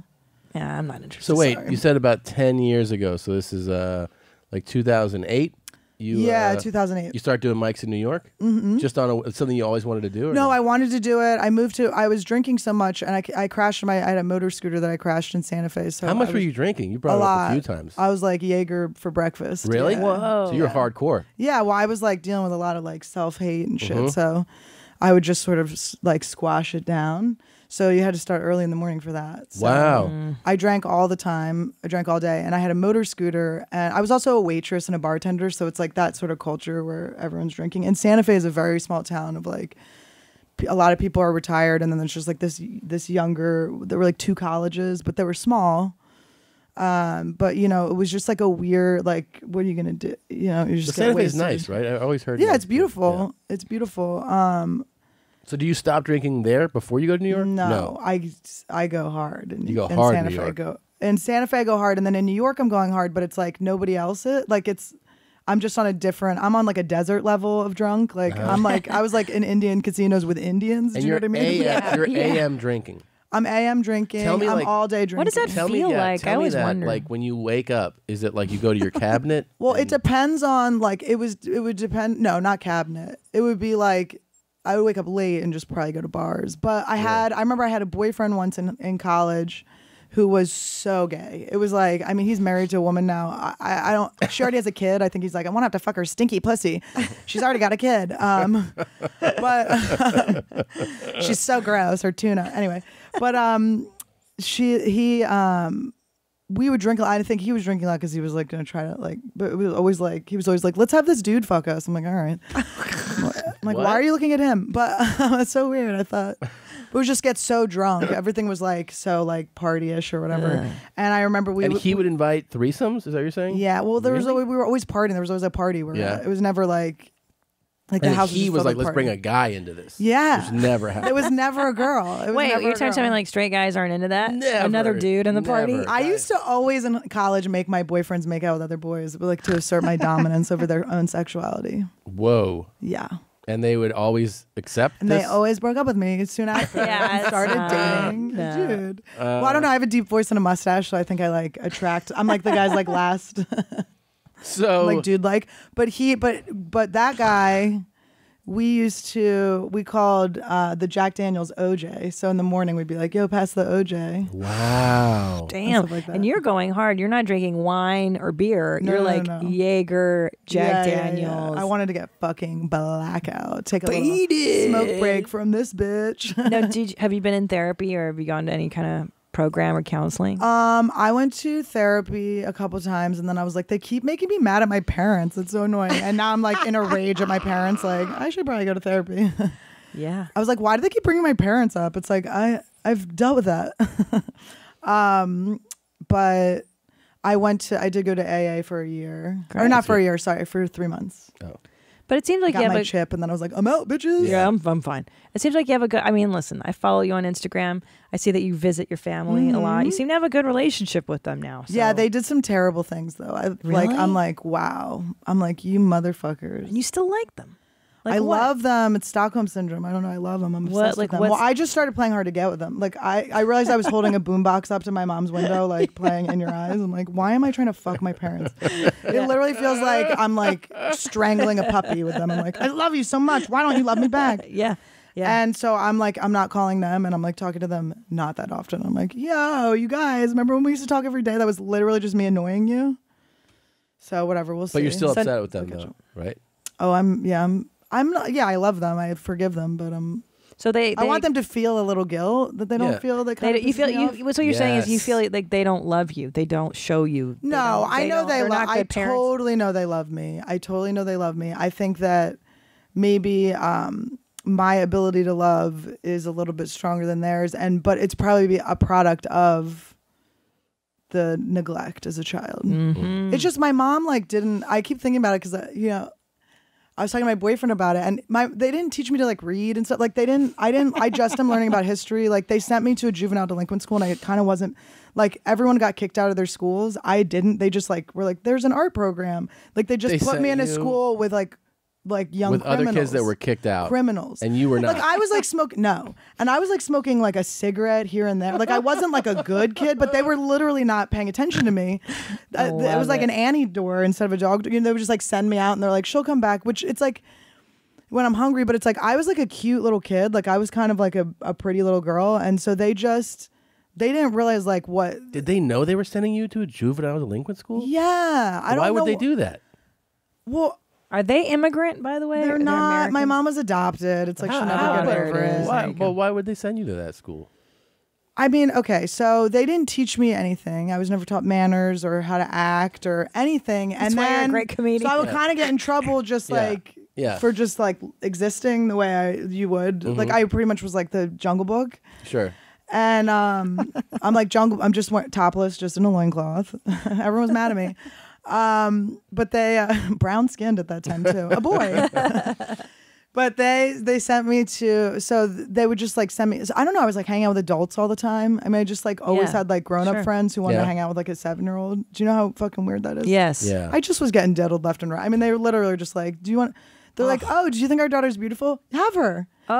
It just was like my mom was mad. I'm a twin and she only wanted to have 2 kids. And I think she like kind of like was like, overwhelmed and I was not the protecting girl. you. And she didn't, my mom had a pituitary adenoma when she was little, which was like a growth in her, or a tumor in her pituitary gland. So she didn't like get her period till she was 19 or anything. So she has like a really weird relationship with femininity. And she was adopted, so she's like pissed at her birth mom. Yeah. These are all things I'm just making up, but I think I'm right. I think I'm correct. Like she's never, I mean, she will confirm, I guess. She's always like, you always call me out on stuff. I'm like, well. Dude, one of my friends. You never call me. As a kid was super artsy. Just like arty, creative kid. And his parents, one day, we were in the same school. And then he started going to another school. He was like my buddy, you know? Yeah. And so I was like, where is he? And they're like, send him to another school. And they arranged for me to visit him one day in that school. And I visited him, and it was a school for extreme developmentally disabled people. And I walked into his class and I was like, was it called Landmark? No.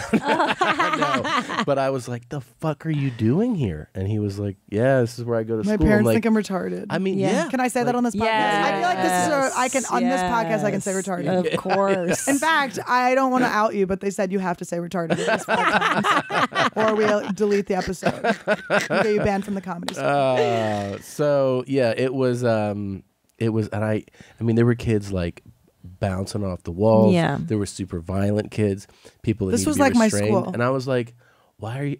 And then years later, you know, he's a totally just regular guy. Sweet guy. And I go, what? Like, what was that all about? And they're like, yeah, my parents just thought my like artistic inclinations were weird. So they just sent me to this school. And it was completely, I'm sure, traumatizing actually to him to be there, to see your surroundings, and they're like, this is where you belong. You belong amongst these kids, which he did not. Well, it is weird when you're put in a group like that. You're like, wait, is this what you think I am? Yeah. Is this what you, did that really play, or was that just in my head? I'm like, I hear that all the time in that exact voice every time I'm about to talk.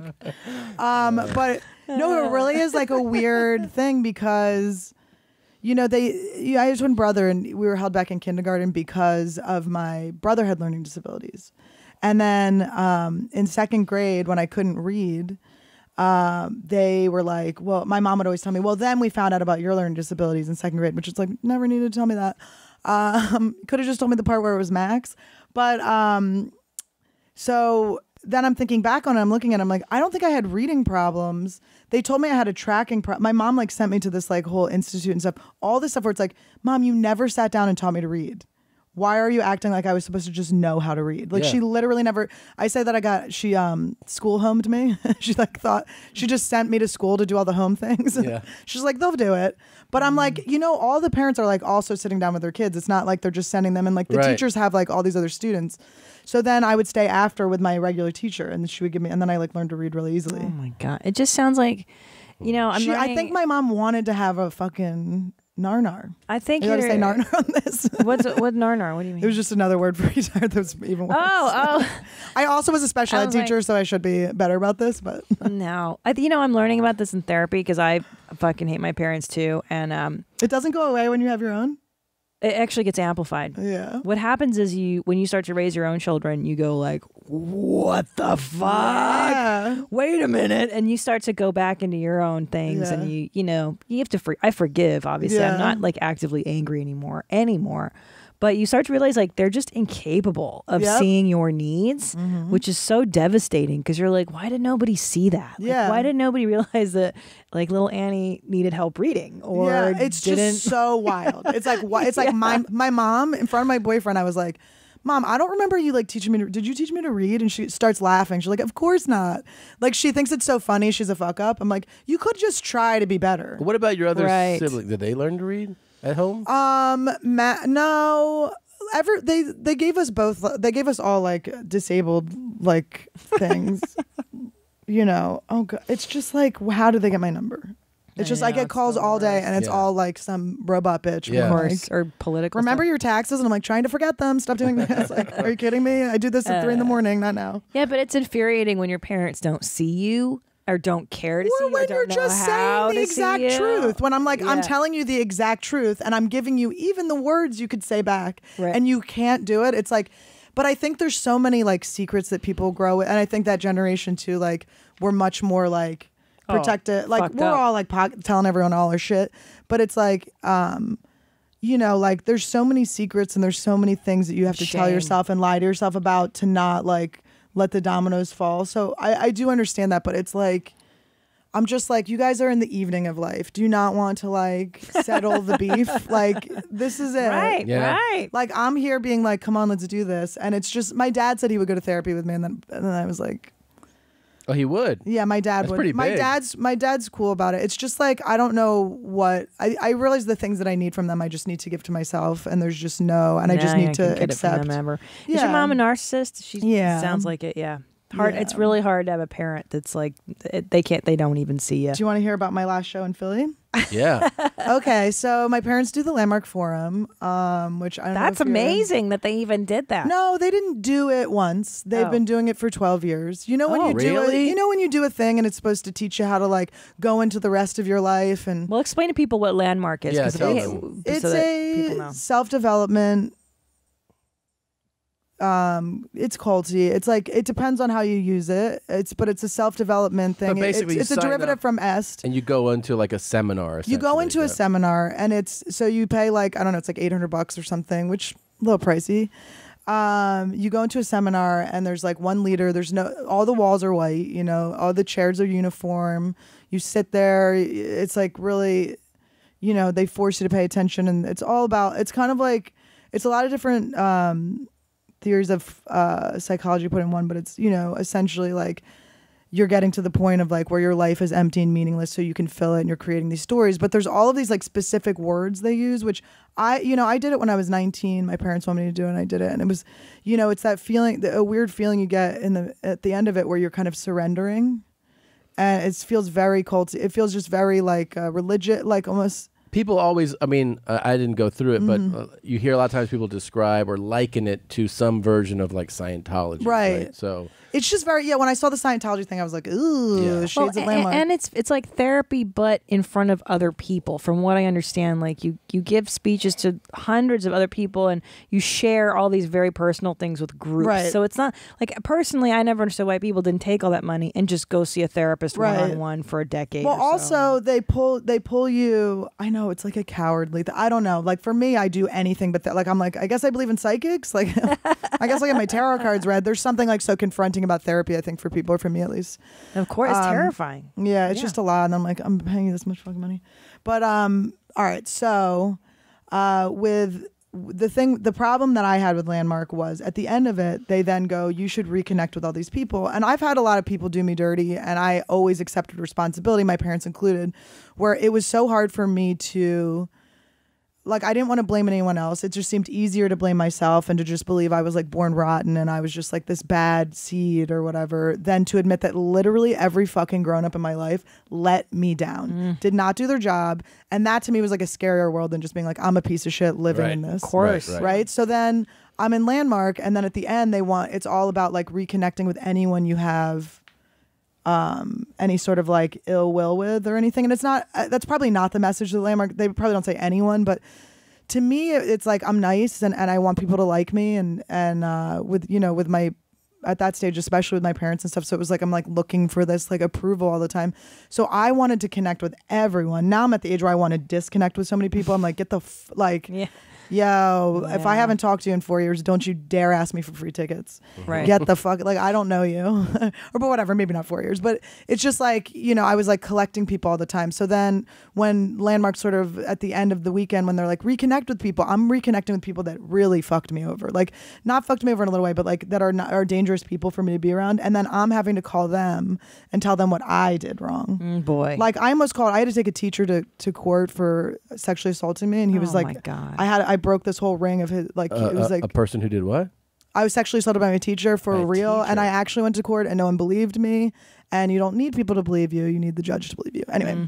Wow. You don't need your friend. It's like a popularity thing to be believed. Like, I don't fucking need that. Like, that's like. You took him to court. Mm-hmm. Wow. Yeah, Good he for pled guilty. you. But he got 3 years probation. So nothing happened. guilty? But yeah, he pled guilty. Is he high school or college? Now he's I think he wasn't allowed. I can't remember what But you were the deal was, but middle school, high school, I was college? in high school. I was 15 or 16. Wow. And then no help from anyone. I mean, it was like really, it was. And your pretty parents brutal. didn't support you through this? My parents did, but it's their fault it happened. So it's like, looking back, I'm like, oh, of course they wanted to like settle and stuff because my parents just, I was given no rules. I was given no discipline at all. So I was always in these crazy, dangerous situations. And I also wasn't taught that I was good, so my mom was very competitive with me and she would do that. She was so anti-femininity I believe because she didn't have her period and shit until she was older, that it was, her way to like relate to dudes was to like bro, which I do too, but it's like, she was always like the only woman she would play like men's racquetball rather than, it was like, she always had to be like the only girl. So, then, it just was very like, I don't know. But so they had earlier before that happened when I was 15, or I'm sorry, this is what I was saying. My mom would, she never would let people say I was pretty or anything. Like it would always be like, she's smart, but it was like, I literally got the message that I wasn't pretty, which I'm not, I think that it's gross for girls to run around being like, I'm hot shit or whatever. Yeah. But I think there was a level of awareness. I was a level of attractive that was,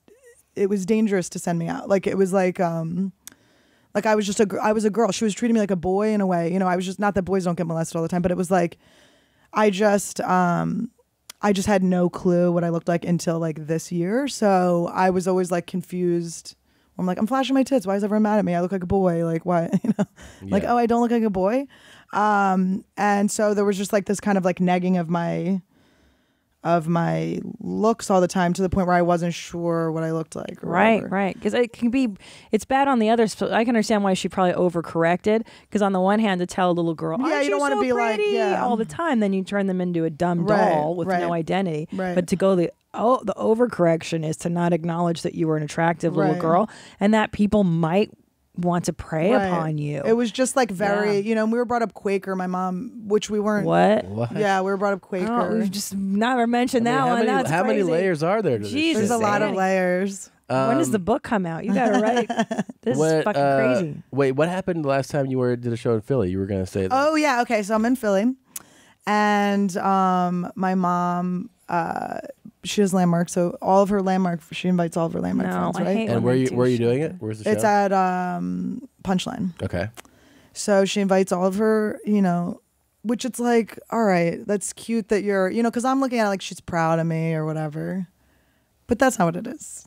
Okay, that's not what it is. You're an extension of her, right? I'm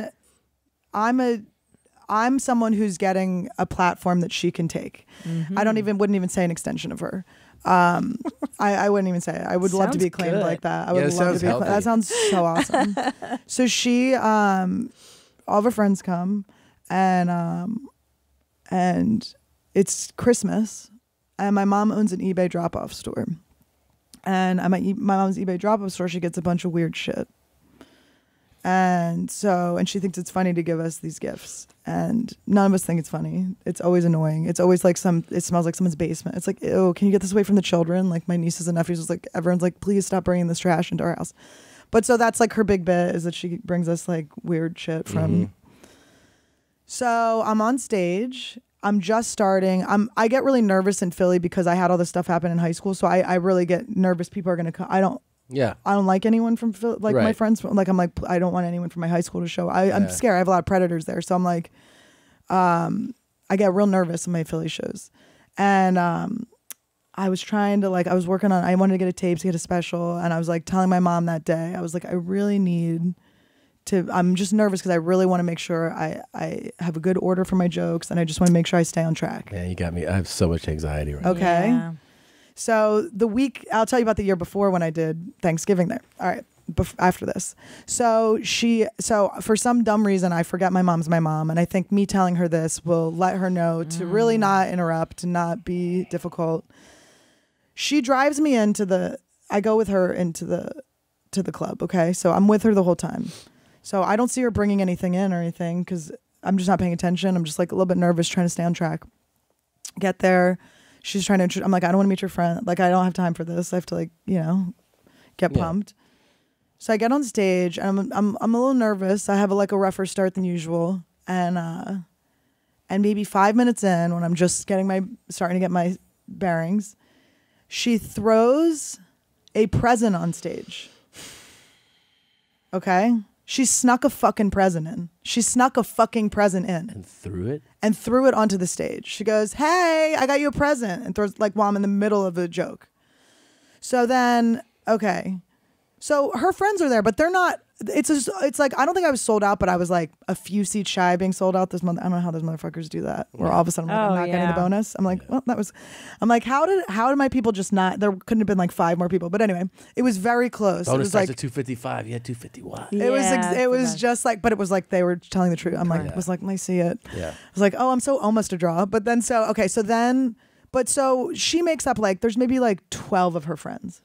So she's not making up that much of the audience, but it's enough where I'm like, Ma, so she throws the present on stage, and now I'm like, I've just barely gotten the audience on my side. So now I have to take a present, open it. Like, in retrospect, I should have thrown it at her, totally taken her down as if she was a regular person and not my mom, embarrassed her in front of her friends, and possibly had her kicked out. Yeah. But I was still being like, I don't want to hurt my mom's feelings, right? I don't want to embarrass her in front of her friends. So I'm trying to make it work in both ways. So now I have to get away from the microphone to open this present. My hands aren't on the mic. My hands are now doing another thing. I have to look down at a thing. I have no control of the audience at this point, right? No, people are looking at her. I have to now, and then what it is it's a fucking, an arm, not like a sex fist, but like an arm that nurses would use to try their IVs on or whatever.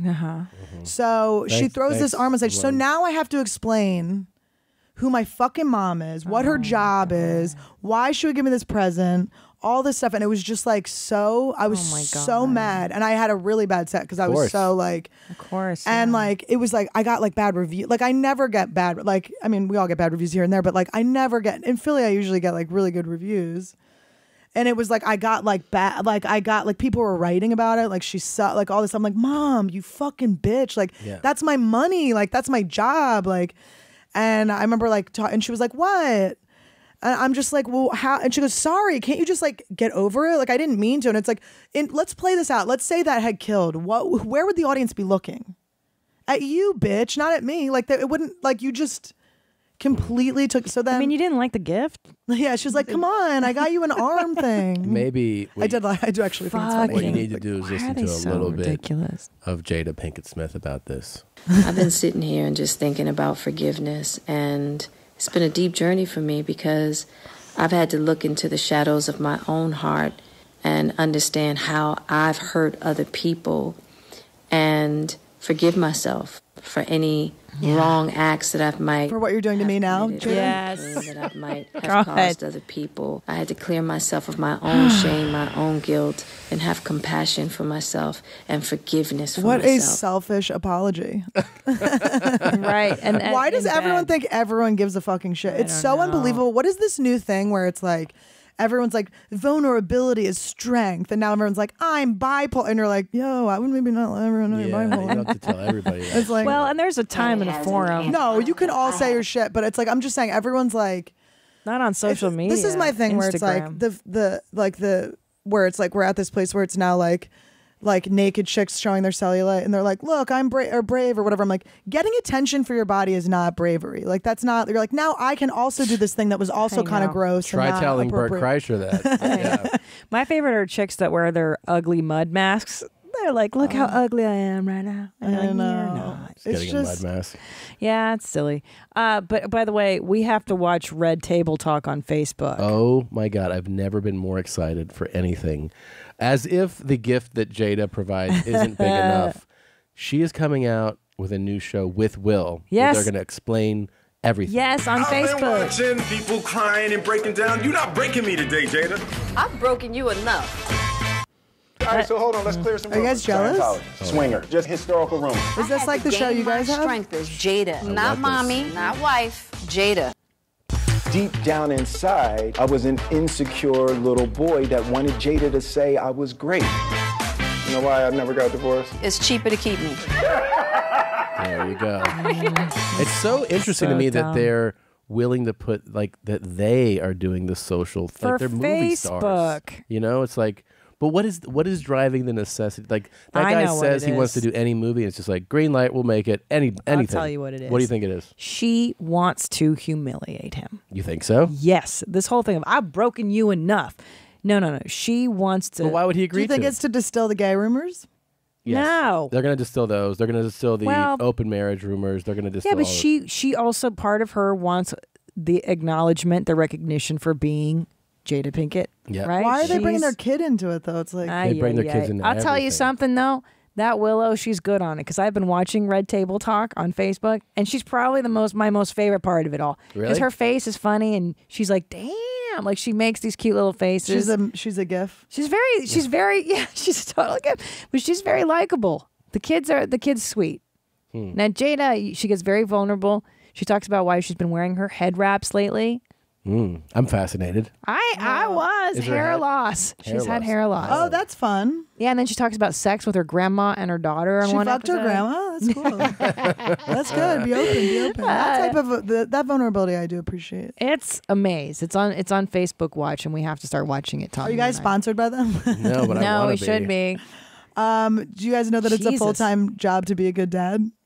You got so much more stuff than I had. It's the lyrics to What Will is Smith that? song. Oh, is Just that the two what of it us. is? That's just. I was like, it's a full-time job to be a good dad. It's totally. That's a full-time job. right. Yeah. This seems part-time if you want. I forgot that You horse guys have shit. more of an option. I feel like Yeah. it could be part-time. Part Just the time. two of us, right?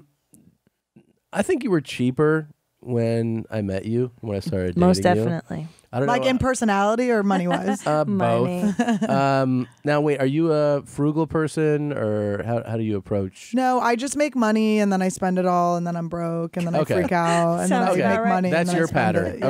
Okay. Well, these are I like to live people good. who are the extreme of cheap. I think you'll appreciate them for sure. If this is what I think it is, It is. Oh, I Is it thought on we were still TLC? talking about them, and I was like, "That's so crazy. They're cheap." No. I was like, "Will Smith's afraid he's gonna run out." No way. No, that's not wait, cheap. is this a TLC show? Yes. I already know. You already know. I fucking love this. But go ahead. Just some of it's just gonna. I Fucking love blow your this mind. shit. I live for this. So this is my bathtub. Look at it. It's brand new and shiny. I don't even have to clean it. There's no mildew on my Oh, grout, that's cool. which is amazing. What an amazing I thing. have never cleaned it because I've never used it. I have a gym membership, and that's where I take my shower. Okay. I like to work out. I'm kind of a gym rat. I'm there every day anyway. Well, first of all, it's not. I mean, Look at whatever. those traps. I know. She's like, emphasis on the rat. I deposit my urine. In an effort to save I get money, I started peeing in a jar. Just, I mean, maybe to save coincidentally energy, happens like to do be it in a next to your lemonade bed, jar. but don't go into the bathroom to do it. Right. Wait, what did she say? She's rewind. Well, she's a gonna minute. save. She's gonna save on the water. on the water bill. Yeah. Well, and guess what? She does. We're gonna get to that here. Somebody's got a to Planet Fitness $10 a month. Here you go. Big time money savings. Quite pungent. Oh, is Ew. it? And the longer it sits, the stronger. And don't put it in an apple I had juice read one. online that you can put your urine into your compost pile. And I thought, wow, I can pee in a jar, build my compost, Oh God, and not have Post. to Is she flush from my Philly? toilet. Right, that accent. Post. Yeah, and that on when it's on. On is. over easy eggs over there.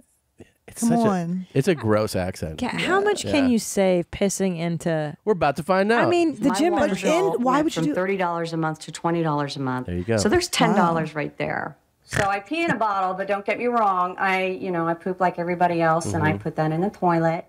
Put it in And the toilet. So I flush probably Like there's a one or two times middleman? a day. There's a process. I put the poop in the toilet. I poop over here, and then I put it in the Why toilet. doesn't she sell some of her handmade jewelry? I pretty know. hot. She's got Etsy a bitch. collection. That might be. But She she also has says some nice tits. It's like, come on, girl, get a webcam. she could do it. She has. She says she flushes twice a day with the Browns. Yeah. So she's got healthy movements. So she saves $10 a month doing this. Do you want to see an even way bigger psycho than her? I love this. Like that. This lady makes that. Is this how you guys stay in love? You just look at people that are way worse than you? Of course. Yes. I don't do laundry. You have to pay quite a bit in quarters. So whenever I have dirty clothes, I try to wash them while I'm showering. Today I'm using a free sample of detergent I got. Okay, I need to get detergent and bleach onto my clothes before I put them in the shower. Nuts. I love it. I love this. That's her doing the laundry. I love it. I get it. God. You never did this in college? Then I lather up the clothes. Oh, naked I on almost never camera. do laundry. I think the last time I Again, did if you're laundry willing to was, get naked on camera, you can make some money. 3 years ago. Exactly. She's halfway there. I know. Wait, she says the last time that I did laundry was 3 years ago. Wait, play this. I hear you, girl. Maybe 3 years ago. And I start wringing out these clothes. Wait, it gets better. She's she doesn't want to do all that expensive laundry. I don't use the dryer. Not only does the dryer waste money, but it shrinks clothes and it wears clothes out faster. Yeah. You can keep your clothes looking newer for longer if you don't dry them. I didn't know they had Jewish Asians. But normally I would want to do maybe a load of laundry every other week. It costs like $3 to wash and dry clothes. You'll save maybe $6 a month. $6. She's not destitute. I mean, look at her bathroom. It's nice. Yeah, but There's she's no saving way. $6. I mean, that's $6 in your pocket. That's actually her whole apartment. You didn't know that she lived in the bathroom? This is like an Indian. She pays This is crazy. $50 a month to live in that bathroom. Now, I will admit that in college, I may have hand washed underwear a few times. Just so I don't Yeah, have that's to not that do crazy. That's not that laundry. crazy. Come on, you guys wash your underwear? Not every day. You guys wear underwear? Ew. Ew. How old are you? Any guy that doesn't wear underwear freaks me out. I'm like, How do that's you have so your dick weird. rubbing against denim? I know, and against your stuff? jeans. You It's know like who fucking doesn't? so It's Bert. uncomfortable. I know, He's but told he's us. gross. He's just like, he's got stuff to do, man. He doesn't He didn't have time to stuff put do. fucking underwear on. He's got all the time in the world. Has he gotten rid of that eyelash? I can't. No. It's It's the so, lucky it's one. truly upsetting. I know. It's like It may as well be like an ass hair. Like there's just, it's like so. He's had it for a decade I now. know. Since we've known Wait, him. you mean he's never gotten rid of it? No, he's had it since we've known Bert. And imagine how many times that comes into your just eye Yeah, line. how does he You know, keep when it you there? see one kind of like an eyebrow hair, you're Yeah. like, oh shit. It's a good point. I don't know how he deals with that. I don't use toilet paper. I just use water and soap to clean myself off after going to the bathroom. I take this water bottle that I have and I rinse myself off. If I just urinated, I'm done with that, and then I dry myself off with one of the paper towels I have. If I took a dump, then I also grab the soap, wipe myself down with the soap, Do you see how little that soap was? and then I take I'm like, I think the that's water chalk. and rinse off the soap. If I I took don't believe in spending money on something that you're just going to throw away, such as toilet paper or paper towel. Now, Get a bidet, bitch. You think Like, she's what the hell? mentally ill? Because I do. Yeah. She's a little proud of it. This is mental She's illness. way proud of this. Do you think she has a boyfriend? No. Or do you think she's proud? Do you think she's like look how awesome Yeah. I've figured this out? Yes, she's telling you, I've got a system. Here it is. If I took a dump, That's the best part. She said dump. I just felt like she wouldn't say dump. Yeah, I didn't think that. But That's also, an that's unusual like word. pretty clean. Her butt and puss are pretty clean. Well, when you have Pretty a, clean for sure. She uses soap on her. after you have a cooch. baby, they Yeah. tell you to squirt your vagina the same way. it did look like a baby Yeah. thing. Yeah, Mm-hmm. after you're done, there's a squirt bottle, and you have to rinse your vagina off that way. Imagine Wait, how. does Tom not know about that? Did you know that? That I had the squirt Are bottle? you able to stay separate from this stuff? No, I knew about that. Yeah, You saw have the to know squirt this bottle? stuff. Yeah, Yeah, the you squirt- saw yeah. it by the And also the toilet. little Filipino lady. If I have a kid, I'm gonna make my dude fucking know everything. I'm gonna be like, you have to No. watch it. Fucking. He You have to did. stand next to me because you just have to like know how much. Like you have to listen to me complain while I'm doing it. Yeah, he did. Don't worry. Is how I would He even saw it come out, both babies, right? Did you catch it? And my vag blast. No, but I was right there. I was right there. I mean, I could have caught it. Yeah. I could have caught it, and I did the little umbilical cut, and So sweet. yeah, it's fun. You want to see I the like it. video? We have Yeah, I video can't wait. Is for it on last YouTube? time. Yeah, it's on You YouTube. should tag your kids. I was like, there's all these like birth videos on YouTube. I'm like, the kids Why? like, listen, those kids are gonna like their YouTube generation, bitch. Like they're gonna fucking find themselves. Want to see your mom's puss? You want to see your own head coming out of puss? It is so. It's too intimate to share. That's crazy. It's a wild thing to share. Yeah, I don't like the Yeah. oversharing, and I don't You're like being like so sharing. proud of it. It's like, yeah, but it's like it's a unique experience to yourself, right? Yeah. Like Yeah. in your family. Yeah, you and your husband. I don't like the sharing of everything the kid does too once it's No, it's weird. It's just not the kid can't like consent to that. Especially if you have like any type of fan base. It's fucking weird. You don't want them talking to you too much about your. No.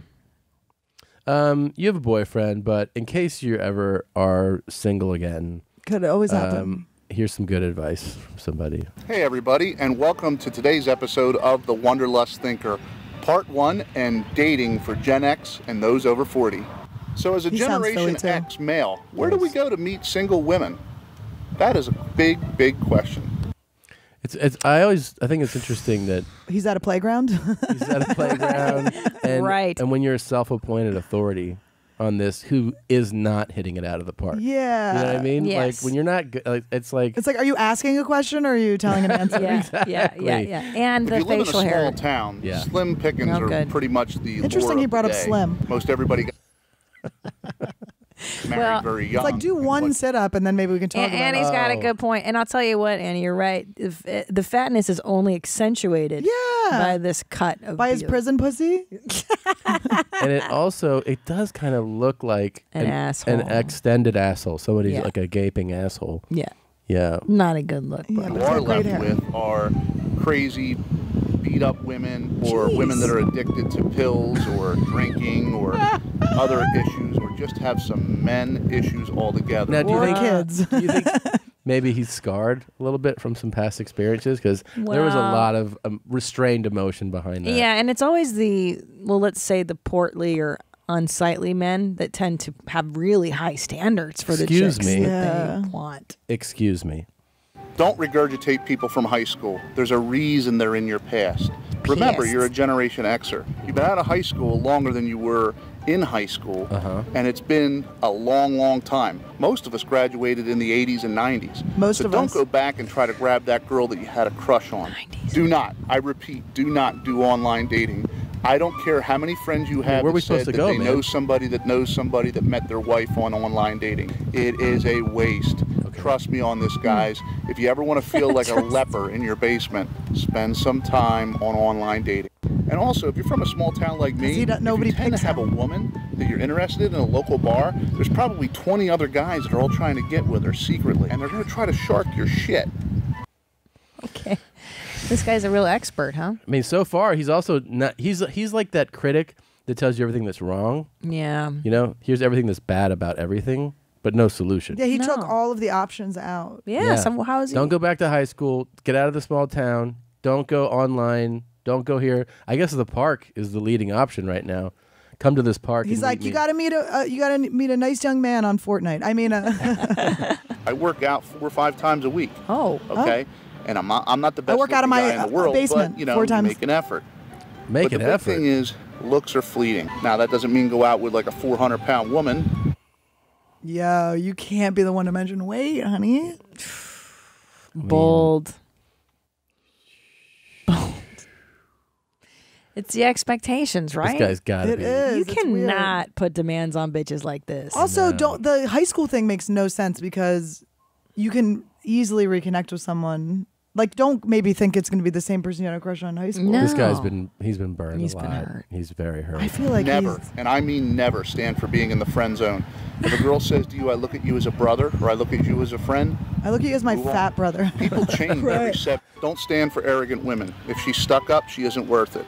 A lot of women get big heads because they get a lot of guys flirt with them. And I'll tell you what, they're not worth your time.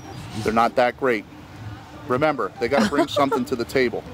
Okay. Remember, you're there Highly caloric.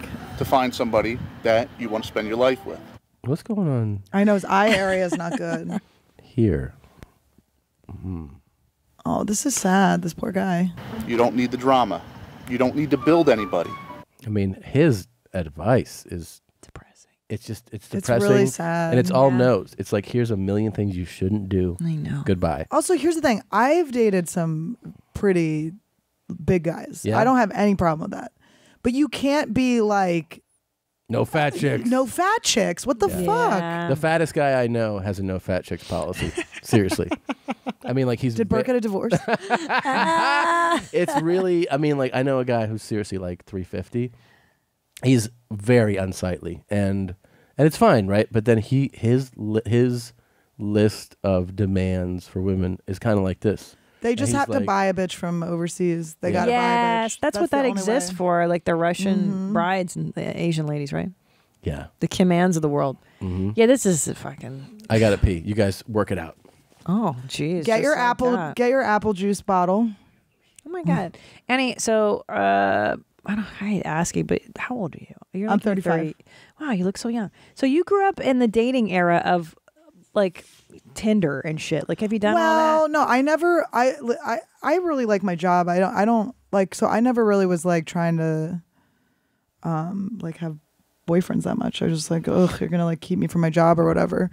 So I never was like actively trying to date. It would just like happen to me. Like I honestly feel like they all tricked me and owe me an apology. Except now. Now I'm happy, but All right. So you've been with the same dude for how long now? a year. Oh, that's super new. Yeah, but we were friends for like 7 years. So That's the way to go. I think Mhm. that's the way to go.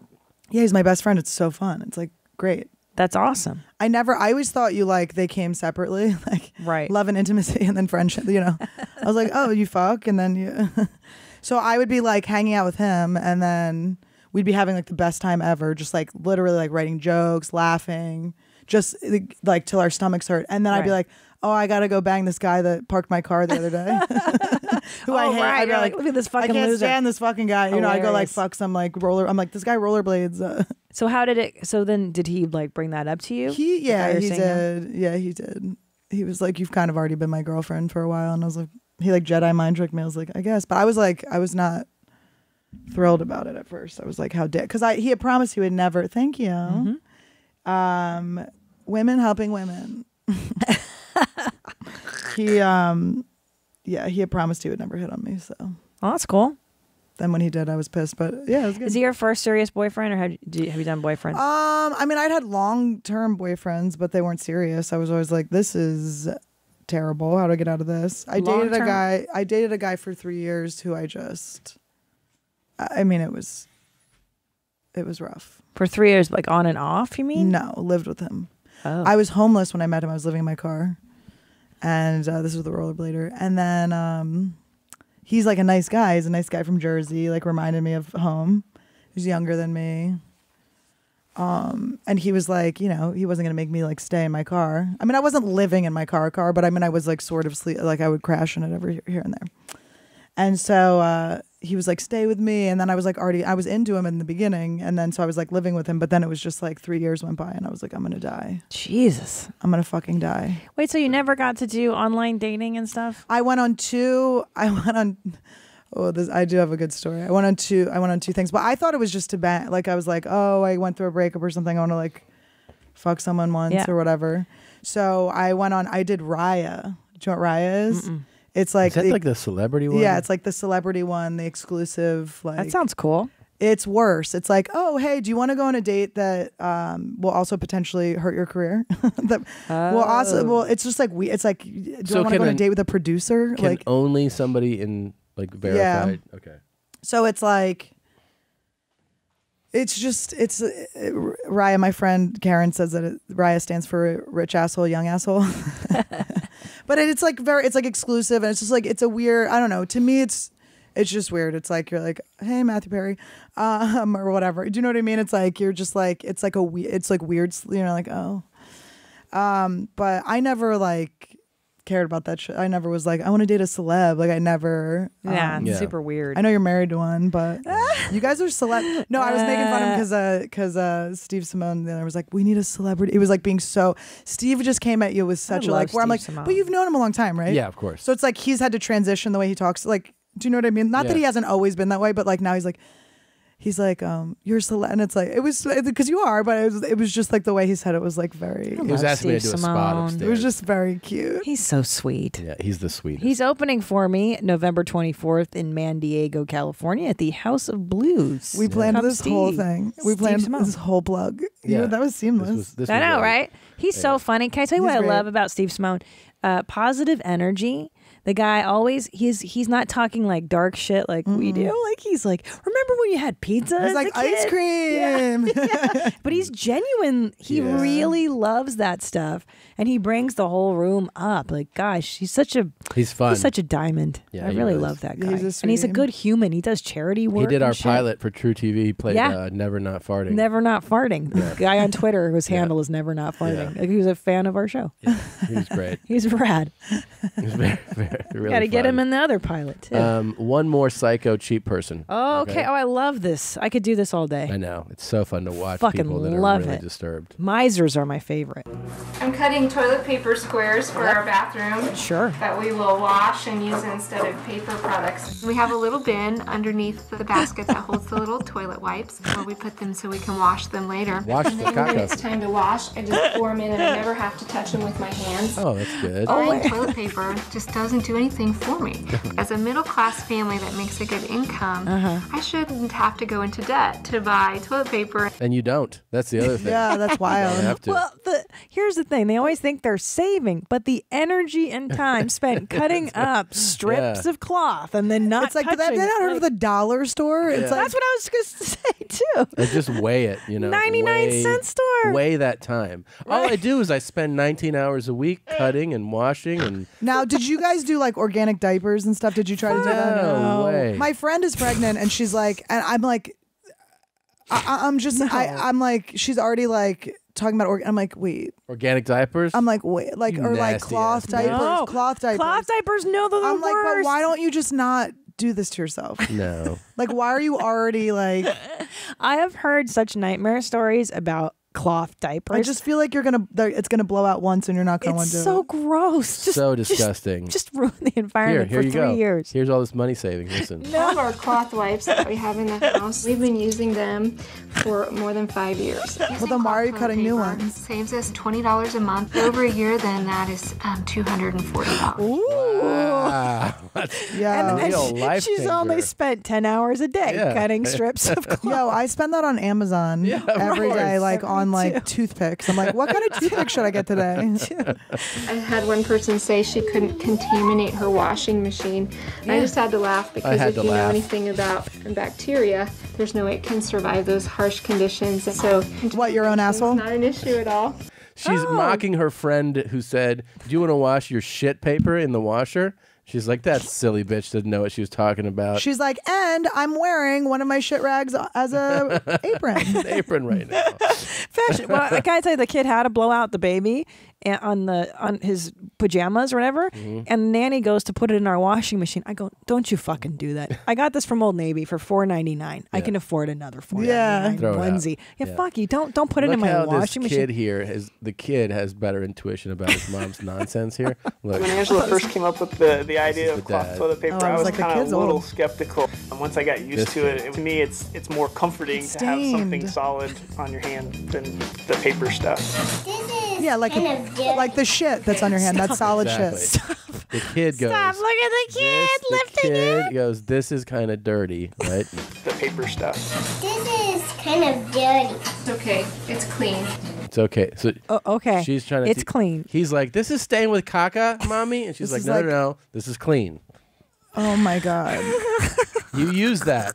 Mommy said it's okay. This is my favorite one. Yeah. For some reason, I really like that lady. Yeah. Oh, you know what's another one I really don't understand? The extreme couponers. They spend 10, 15 hours a day cutting the coupon, putting the coupon into folder binders, and then taking it to the store. It's like, for that, that's a part-time job. That's ridiculous. Yeah, just figure out a job that you can earn more money instead of trying to find a way to not spend money. Do you know what I mean? It's reverse thinking. Exactly. Yes. Try to, think Yeah, you big. have a job. You're doing a job. It's like the Right. guy, like there's this guy that is outside the Rite Aid near my house, and he's always like, always a good he's spot. always asking for. He's like a kind of handsome black dude. You know, he's like maybe 25 or something. Who knows? He could be 65. You never know. Yeah. Never But know. Never know. he's Never like holding know. a cup out, and he or he's not holding a cup. He goes, "Hey, it's like hard times. Can you give me?" I'm like, do you want me to get you an application? Because me handing you money is exactly the same job. Like, no offense to people that work at Rite Aid, but it was like, dude, I think you can probably get a job here. Probably. Yeah. Yeah. Like, I could get you like. Especially Especially what do if you you're want? If you're standing out there all that time and it's hot here. It's weird, and the woman that worked there was like, "Yeah, what the fuck, dude? Also, it's hard for me to make money." Now, Like, Annie, of course. back in the day, you mentioned you were always forcing your boyfriends to kiss boys. Did you ever get into other kinky? Were you like into kink stuff or no? I like to be jerked off in front of. Just kidding. Kink of the I've got year. just the guy for you. Kink of the year. I think I was just like kind of down for whatever. Okay. Were you down for this? Imagine if the easiest way to delight your wife is you just throw a ball across the room. Relationships wouldn't fail Tails, anymore. I do That's all you had tails. to do. Here, Tony. I have a feeling that tail's getting fucked. I feel physically ill. With the pup play? Yeah, it makes me very uncomfortable inside. I like the original Kiwi pup play. The deceitful one. They're like, this is not sexual, just a bunch of And men then wearing leather and masks. And then we found his other channel where he was like inserting tails There's in the their masks ass. down there. Yeah, is that a butt plug tail? This one probably wasn't, Yes, but of when it's all course. dudes, it definitely is. Mhm. When it's dudes, they're like Leatherfest. get on the table. The vet needs to inspect you, and then there's. I went to Leatherfest in Silver Lake maybe 10 years ago. Oh yeah, leather daddies, and they wear the They vests have and the. they have assless chaps. Yeah.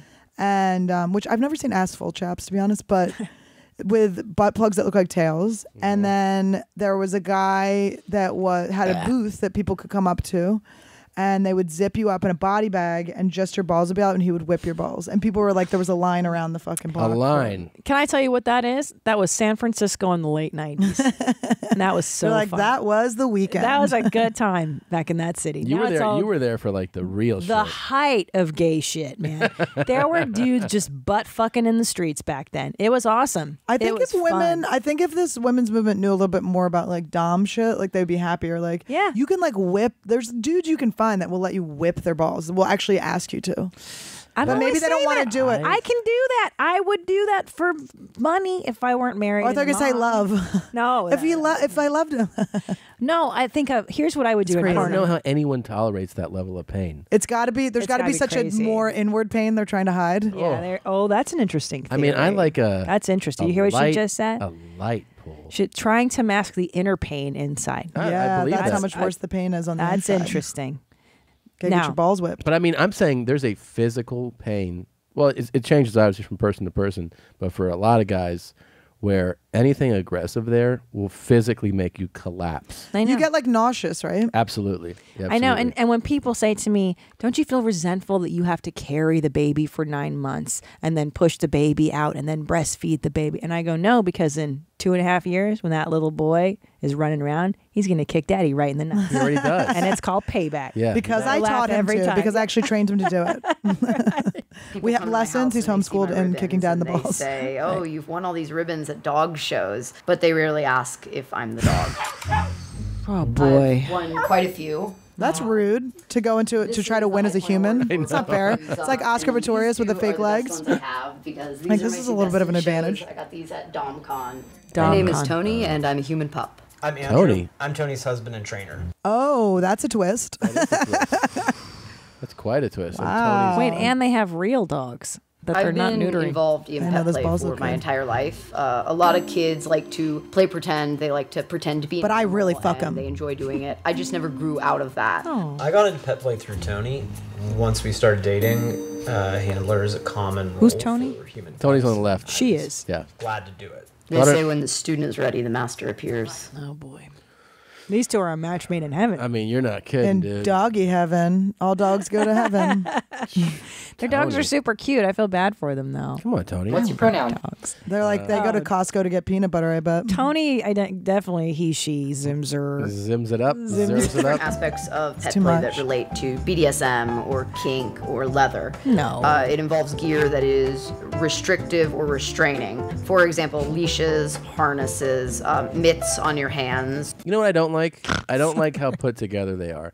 I like my pup play psychos to really be out on the edge. I don't like an articulate explanation. I know. I actually don't like that it's like half shaved head. Like I want you to look proper. Like I want this to be more of a twist. I want you to be like like Harvard educated. Yeah. Yeah. I like to be caught off guard more. Yeah. or just I like when they're the fakeness of like this is just fun Right. with those Kiwis, with the guys, and then they're Right. just like fucking each other. You want like the Obamas to be. But do you into think this they're shit. doing that to try to have like a broader audience? Like they're pretending like they're like we want the Christians to like us too. They just want. They don't Maybe. want to come off as weird. Right. She's legitimizing it, right? We have these harnesses. Responsibility is similar to the responsibility with a regular dog. I have to groom the dogs and my wife's hair. That's pretty I'm a regular dog. I'm just different. Okay. Okay. He's like We have bio dogs, and I do train them because Bio dogs. no barking. But if you want to make a big stink, you're an adult human. You can do what you want. So that there was pretty, because she took offense to the fact that he was like, we have like real dogs. She's like, I am a fucking. Can I hear that again, please? Yeah, that was pretty great. That was pretty great. My responsibility is similar to the responsibility with a regular dog. The first dog. I'm a regular dog. Oh. I'm just different. Okay. She is rough. Bio dog. How long have you been a horse trainer? A horse trainer since 2009. Wait, can I just say, can you pause it for a second? Sure. Because before we even get into this bitch, okay, so what annoys me about that is like, if you want to be like a weird dog bitch, be a dog bitch, but don't be precious about how you're a dog bitch. Yeah. You are weird. That is weird, okay? Yeah, and tout that you're weird. And you found a fucking husband who's like totally down. Fucking do your gratitude list in the morning, bitch, all right? You can write it with your little paws. And don't like correct him like he's offended you. Like it's not like he has to accommodate you more than he already has. He has. You're eating out of a fucking dog bowl, bitch. Like, come on. Well, he said regular dog, and you're supposed to say bio. Like dog. real dogs don't do that. Real dogs don't go like arf arf arf. You're like disrespecting my pronoun. Well, she's out of her. That's the thing. Do it. Annie, do some roleplay. Be like, you're my bio dog. Tell Tom. Wait. You're my regular dog. Yeah. You're just a regular dog. It's bio dog. Wow. Must be so LA I love this shit. And that's the dude. I love this shit. A safe space. Do you remember that guy? Please. Explore. Please. We need to hear this mumbo pet jumbo. play This actively. safe The space. LA Pony and Critter Club is to provide a safe space for people to explore. We engage in pet play. Do people not realize that safe space is inside yourself? That is the safe. It's really like you have to just accept yourself and not worry about other people because you have no Exactly. control over how other people treat you. You literally have all you can do is set up boundaries and people either cross them or don't. And then you have them in your life or you don't. Like what is happening right now? Yeah. It's all victim culture. It's I have to change the external world. It's just never like you gonna have happen. it's like people have not, I've just had real shit happen. So it's like, have you guys ever had your house broken into or whatever? I feel like being like fucking raped or having like your house broken into, it's like these things that happen where you're like, you realize like your walls are not, they're false. Like this barrier is like not real, right? So you just have to be your walls. Like you have to try your best to like protect yourself. And you can't just like, it's just makes me crazy No, too. Annie's sharing some real wisdom. It's there, fucking. actually. I just can't believe this shit. It's like I don't give a fuck about your dog shit, but I'm allowed to make fun of you. I'm course. sorry. Yeah, of course. Especially if you're gonna be weird, if you're gonna put it out there, like you're saying. Yeah, and you can make fun of me, motherfucker. I'm not saying you can't make fun of me. It's like who wasn't made fun of? I know. It's so important to be made fun of, like especially as comics. Like I mean, come on. I'm assuming we all got dragged. Oh yeah, dragged, and it's like you learn how to get through it. Of course, but no, you have to go to a safe space and do your pony play. But I'm going through something. It's like, yeah, so is Roseanne, bitch. Like, what the So is fuck? Like, you everybody. can't. Everyone's so hypocritical. Oh yeah. If you want, okay, fine. Then we have to be like, feel bad for everyone. Everybody's a even if they voted for Trump, we have to feel bad for them. The quintessential pet play gear is tail and hood. Everything else is extra. Okay. So let's do tail. Oh, that's not extra. Okay, the tail's not extra. For me, the reason that I like to be a dog is man's best friend. Dogs experience the world through a lens of pure joy. I've never that I seen don't someone think that seemed other like a animals have. lesbian more. Maybe dolphins, I but know. I feel like that pet play would be much harder. Dolphins. I train LA dolphins. Pony and Critter Club is kind of pet play. They dressed up like vanilla them. style. There's no sex involved. I don't Nothing think sexual. pet play is sexual. I do think that to an extent it is erotic because it is intimate. I'm sorry, it's not sexual. He's wearing fucking pleather from head to toe. Of course. And it's all harnessed and belts all snug on you. Straps. No, it's totally sexual. And I put a fake tail in my asshole, but it's not sexual. It's like you guys pretending that you weren't gonna fucking put that bottle right up Tom's ass. That's where it went. You know what bothers me too, along what you were saying, the safe space, and then the need to, everybody's different, and we have to honor what they're doing. It's like, no, you don't. You can talk shit about people. Yeah. Like, this is ridiculous. Remember when you could just call crazy shit crazy? Yeah. Now you're considered You're crazy insensitive. shaming. Right. Crazy is like the most fun thing to point and laugh at too. It's what keeps you feeling like. And also, when you're making fun of someone, you're fucking including them in a thing. It's like, I'm trying to get on a level where I can relate to you because what you're doing is fucking crazy. If I wasn't making fun of you, I would be judging you. Right. Do you understand? Right. If I was just silently sitting there and going like this, I would be repressing every thought I had about how fucking nuts it is. Yeah. Or I can try to make the rim laugh. Bust your balls and then laugh it out. Yeah. Oh my God. I consider myself I thought she died. I got excited. That being said, wait, I didn't hear it. What is she compartmentalize saying? My pet. Yeah. I consider myself out. I'm very open. That being said, I do compartmentalize my pet play because not everyone wants or needs to see that. No. There's a family, for Sweetie, that's the nicest thing she said yet. I think they have a general idea that I'm into. Yeah, wait, can you pause it? Oh, they know. Stuff, They know. but we don't talk about it. They know. They know. She talked about it like she was considering going to Thanksgiving dressed like this. Right. I She's know. like, yeah, I mean, I guess. But this is one of our big points on these people all the time. A lot of times the people insist on everybody knowing what makes them come. And it's like, you don't have to tell everybody. And she actually, I'll give her credit, keeps it to herself that like this is her. Well, I mean, she's aside from doing this documentary, but at least she's like saying like, I don't tell dad and Is mom. it called a documentary? Guys, I'm a comedian. It is a documentary, which that I applaud. Like, just keep it to yourself. Yeah, if you're going to be weird, just do it behind closed doors. Why does everybody have to celebrate everything you're fucking doing? How annoying is it, as someone with a narcissistic mother, how annoying is it if your owner is like taking the toy? You're like, yo, can I get the toy? You went to PetSmart and came back with nothing for me? Just for yourself. This is a nasty. You're stealing your dog's thunder. But I will say, if anybody is meant to be a dog, it's that broad, right? Yeah. She fucking looks like a human dog. She does. She cut her hair like a dog, and She's kinda very moves Rufus-y. like a dog. Yeah, Rufus is her name. She's a dog. She's fantastic. Mhm. Really, really like I her. almost want to. We got to watch those again because I feel like I didn't fully get the essence. Like I We need will. to soak it in. We'll soak it You in haven't more. gotten. I need to take a second pass on it. She's like, I've got to soak, if you know what I mean. I didn't get wet enough. right. I'm really into I haven't come yet. We have to watch it again. But there are some videos on this show that you take one pass and you're like, that was weird, and then I think about them for a week, and then I'm like, we got to Do you guys ever? Are you ever like, we got to try that? No. No, just mock them endlessly. Yeah. Annie, where can people see you coming up? Oh, I just had my date up and I forgot. Annie's a great comic. You need to go see her live. She's often at the store, one of the few ladies that's allowed to perform. What a very funny lady. Yeah, it's hard. I had to, comedian. I had to complain. I complained a lot online, and then they finally passed me. Yeah, that's the way to do it. I didn't go into the line and. Yeah, no. You just need to send them. No, messages. you just have to complain about stuff, right? You have to be a victim. Totally. Yeah, it's crazy. Let me look up this date. Go see comedian Annie. Wait, can I tell you my finish my Raya story? Yeah. Oh yeah. So, I go on a date with, and like everyone's a liar and everything, but I thought they lie about like height and stuff. This guy cropped out. He had a lobster claw hand. It's like a deformed hand. Wow. Yeah. And like I don't care. I was a special ed teacher. I'm cool, but like it was just so surprising, and we never talked about it. And then he took me to a lobster restaurant.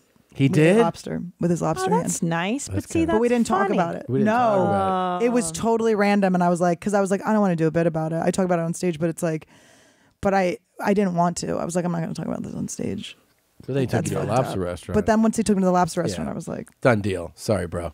but it was wild. I'm like, just because I would always this make sure is- you could tell I didn't have big boobs and stuff. Like, I never wanted to have the moment of like disappoint. I just never like. if I'm not your type, you're not mine. So it's like I'm not gonna like go on a date with someone and then show up and you like look different than your picture. Yeah. Wait, but this is a famous person with a lobster. He was no, he was like I don't. He like had a picture with One Direction once. Oh, I'm trying to think of famous people with lobster claws. No. He's not famous. He was a nice guy. It was just like, and I wouldn't have. It's just once I saw that, I was like, yeah, that's weird, man. Just show your thing. Weird. What's your website? Where can people find you? You can find me. My website is not updated. I'm bad at that stuff, but I will update it. It's AnnieLederman.com. But also, I will post most of my dates on Instagram. There you go. And that's just at Annie Lederman. But so I'm doing. And Lederman is L-E-D. It's Lederman. There. So I'm gonna be in Poughkeepsie. Wait, no. I'm gonna be in Saratoga Springs at the Comedy Works. Okay. New York, November 23rd and 24th with Kurt Metzger. Okay. That's fantastic. Yeah. Hilarious. Kurt Metzger and Annie together, November 23rd and 24th. Thank you very much for coming today. Thanks for having me. This was really fun. Yeah. Time. Thanks for showing me the world of dog play. You got it. Pup play. We felt like you had to know. You were a great guest. Thanks. Here's Gaping Dad with She's R-Worded on the way out. Enjoy Jesus Christ. The rest of your week, guys. We'll see you next time. Make a branch and get over it. Yeah. Mm-hmm. Yeah. Yeah. Mm-hmm. Yeah. She's retarded. Fuck you. Mm-hmm. Yeah. Yeah. Mm-hmm. Yeah. She's retarded. Fuck you. Fuck you. Yeah. She's retarded. Hey Hitler. Yeah. Hey Hitler. Hey Hitler. She's retarded. Hey Hitler. Yeah. Hey Hitler. Hey Hitler. She's retarded. Hey Hitler. Hey Hitler. Hey Hitler. She's retarded.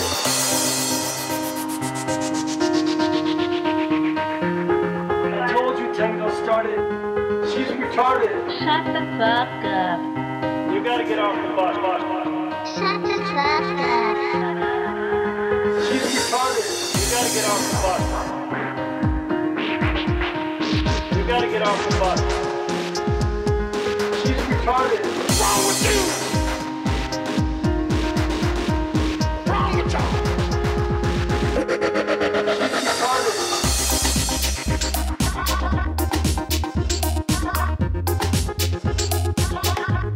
She's retarded. She's retarded.